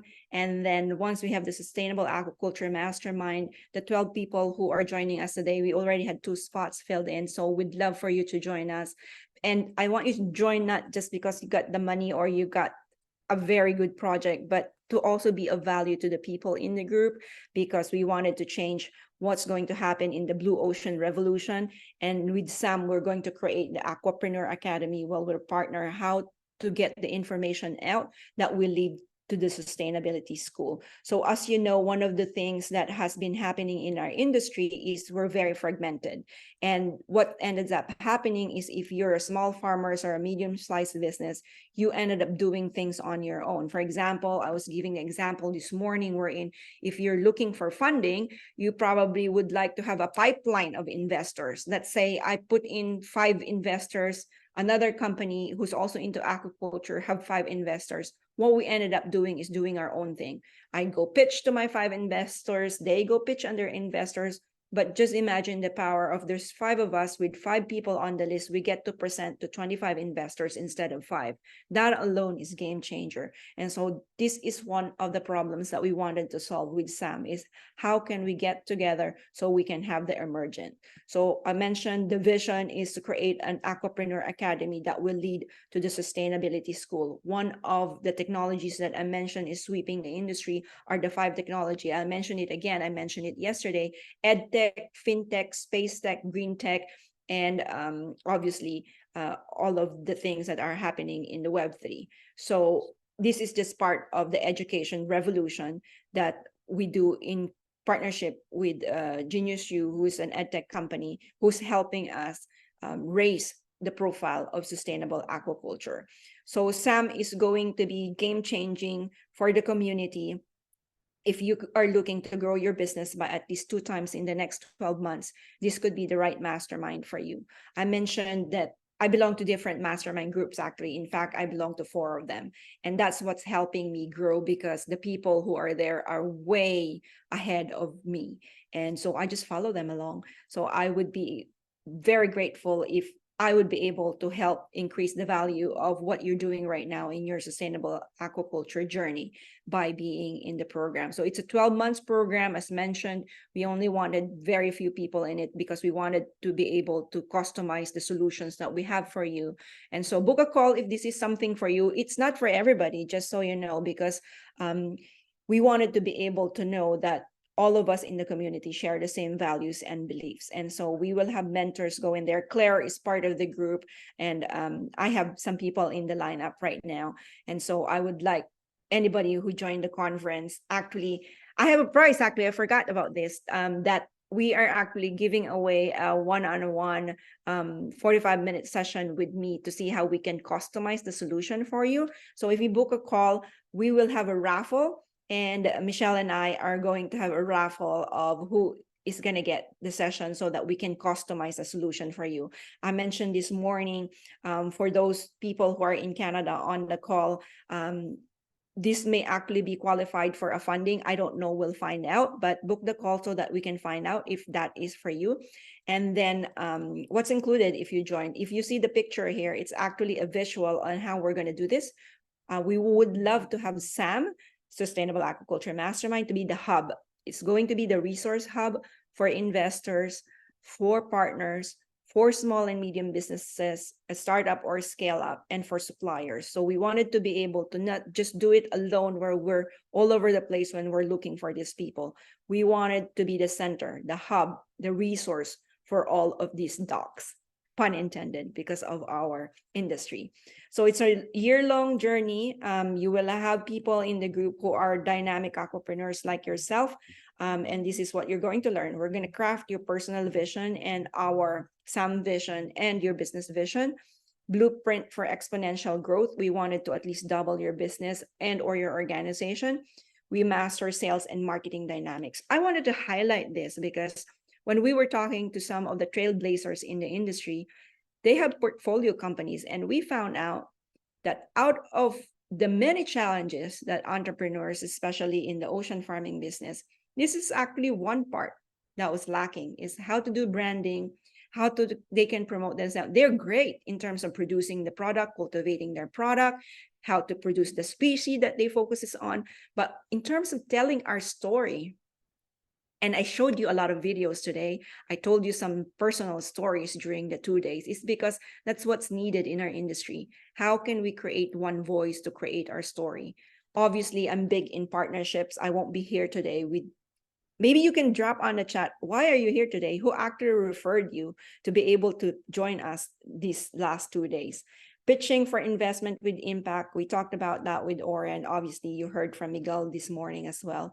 And cultivating high performance teams. How are you able to have world-class talents in your team so you don't have to do it alone? So what if you don't have any money? How are you able to fund someone who's really highly qualified? So you can literally, I believe that the reason why we were successful, and I give you a little bit of background about the conference, we really literally pulled this off, having people registered from around the world because of the partners that I had. Without the help of all the sponsors that you've seen and the partners that we had, we would probably not be able to pull this off. But it needs a creative and an innovative mind to be able to create a high performance team. If we're coming from a lack mindset, a scarcity mindset, I just gave you the 10 future trends I mentioned. You all now have a billionaire mindset. So let's use that.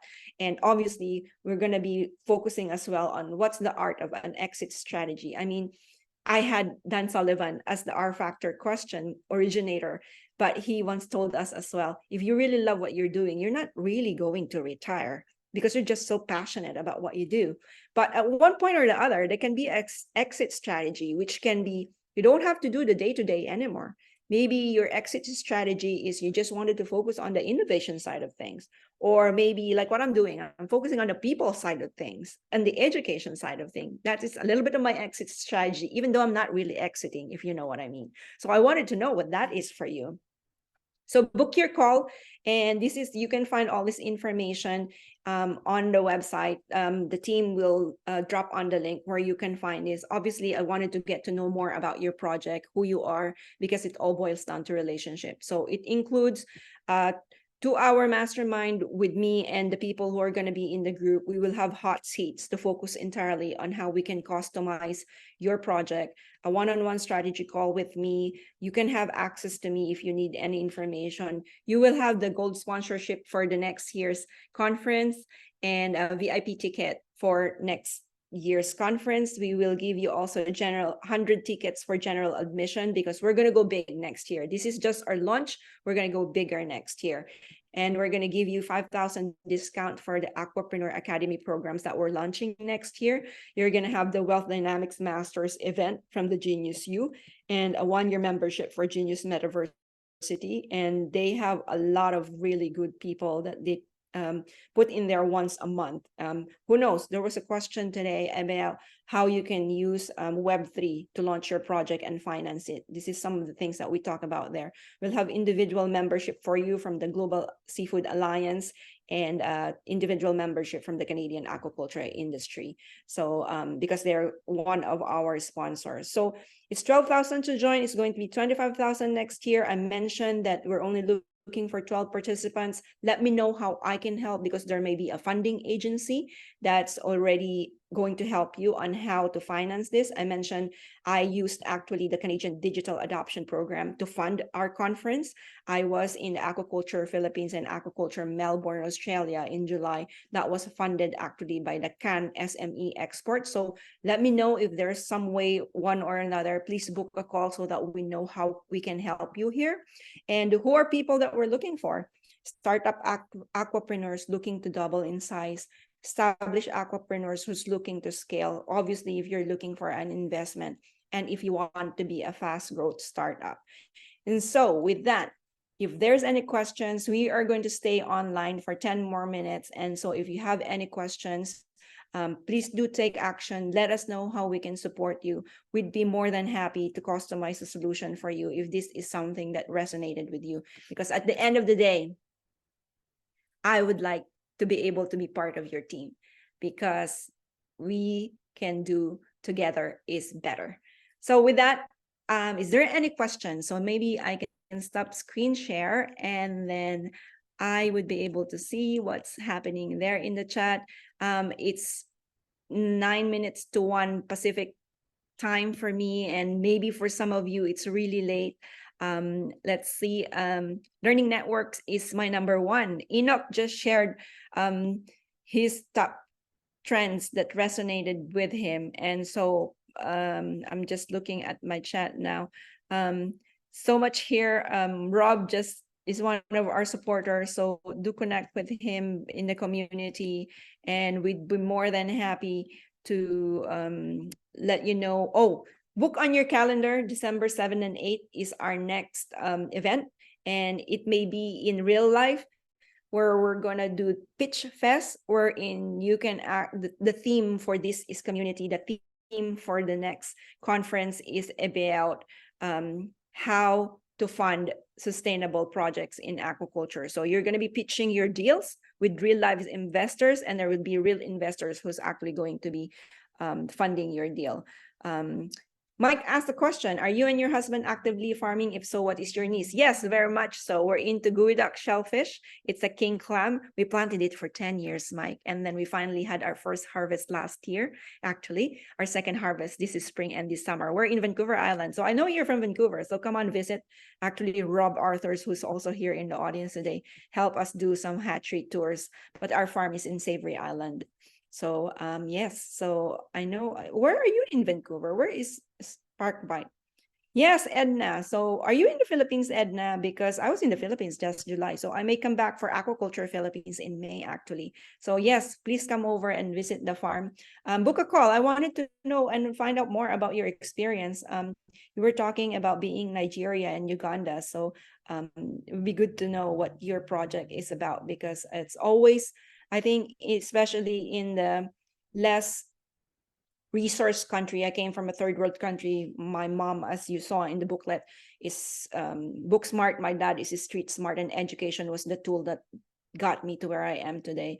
Simon has a question. Is there a way I can be sponsored, because I really wanted to be part of this? Simon, please do book a call. I wanted to find out more about your clean water project and dive more into how we can help. I'm sure that with the people that we know, we may be able to find some sponsors, but I wanted to make sure that we have equal opportunity for everybody, because I believe everybody has a really good project. So obviously we would find some more people to be able to qualify you for a sponsorship, if not funding. So Edna, go and book the call. I would love to be able to know more about you. Oh, you're already booked. Thank you. So Simon's are actually already booked. So I will find out from Michelle for next week what's going to happen.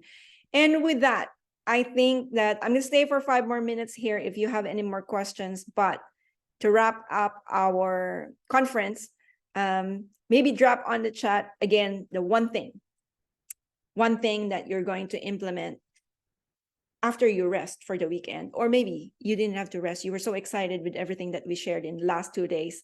Drop on the chat your biggest learning. So I'm going to think about what my biggest learning as well, because as I mentioned, we're learning in this together. Collaborative peer network support.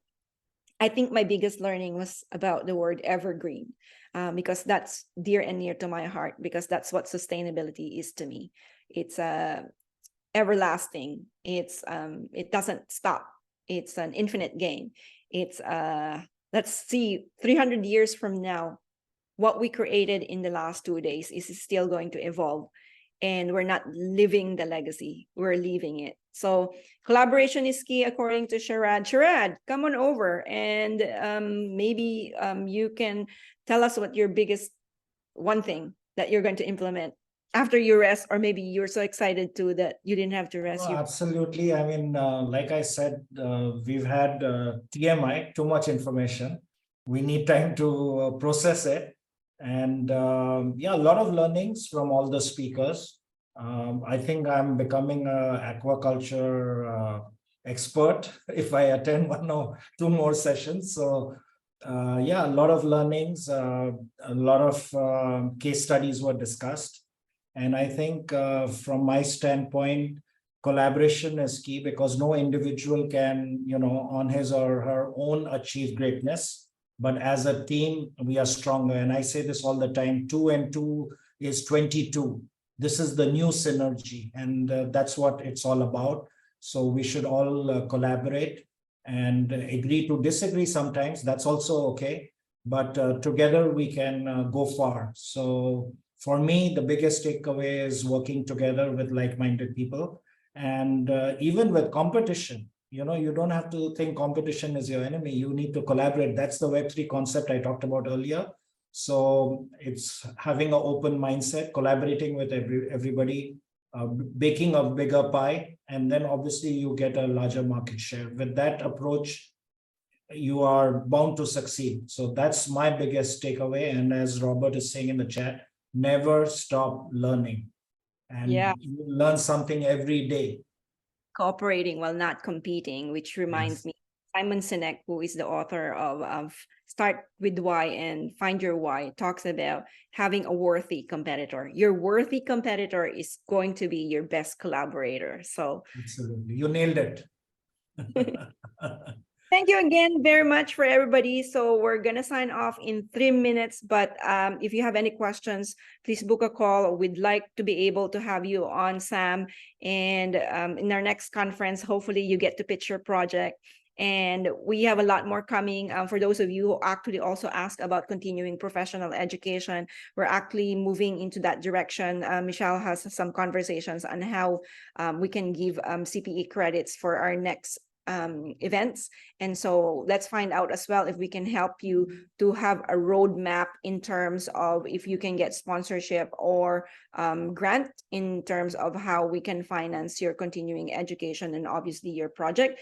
Victor was talking about a lot of information and learning will need time to process. Go and have some time for process time, rest as well. Make sure you don't have information overload, because find your lighthouse. Make sure you have the purpose test, because that will be your guiding light so that you don't feel overloaded. And to be able to say that there's a lot of things happening in the industry. Mike, it's our pleasure for putting this conference together, full of info and much help. I'll be coming to see you soon. Yes, thank you. And Simon, like what I mentioned, let's see if we can sponsor training for fish farmers. Maybe we can go and do an event to where you're located another time. And Robert was saying journal. Yes, it's still very much applicable at this day and age. You can see, you're not seeing the side of my table. I actually got lots of notes. So when you're seeing me like this and like this, I either like typing my notes or writing my notes. So I remember when I was still in university, one of my favorite professors said that even though that there's a lot of things that you can type now, either with a typewriter at that time or with computers, when you use a lot more of your senses, you have the ability to retain more. So with writing, you're using your other senses other than just brain and typing. So this is what we wanted to impart today, that with all of the learnings that we have, hopefully we can at least implement one. If you can implement just one, obviously we wanted to implement more, but to leverage the power of the learning is implementation, speed of implementation. One of my coaches told me about speed of implementation. So with that, I'd like to thank my team. Sharad, thank you for helping us moderating. hosting. My team, Marilise, Stacy, Michelle, Mary, Ross, and Anna, and Michelle Nalding. Thank you very much to everybody who joined us and trusted us in these last 2 days. I am in deep gratitude with you. I'll see you in the community in LinkedIn. I'll see you on the podcast. I hope you do book your one-on-one call, and we'll be delighted to have you in a sustainable aquaculture in mind. With that, hasta la vista. Yeah. Thank you, audience, for the privilege of your time, and see you on 7th December.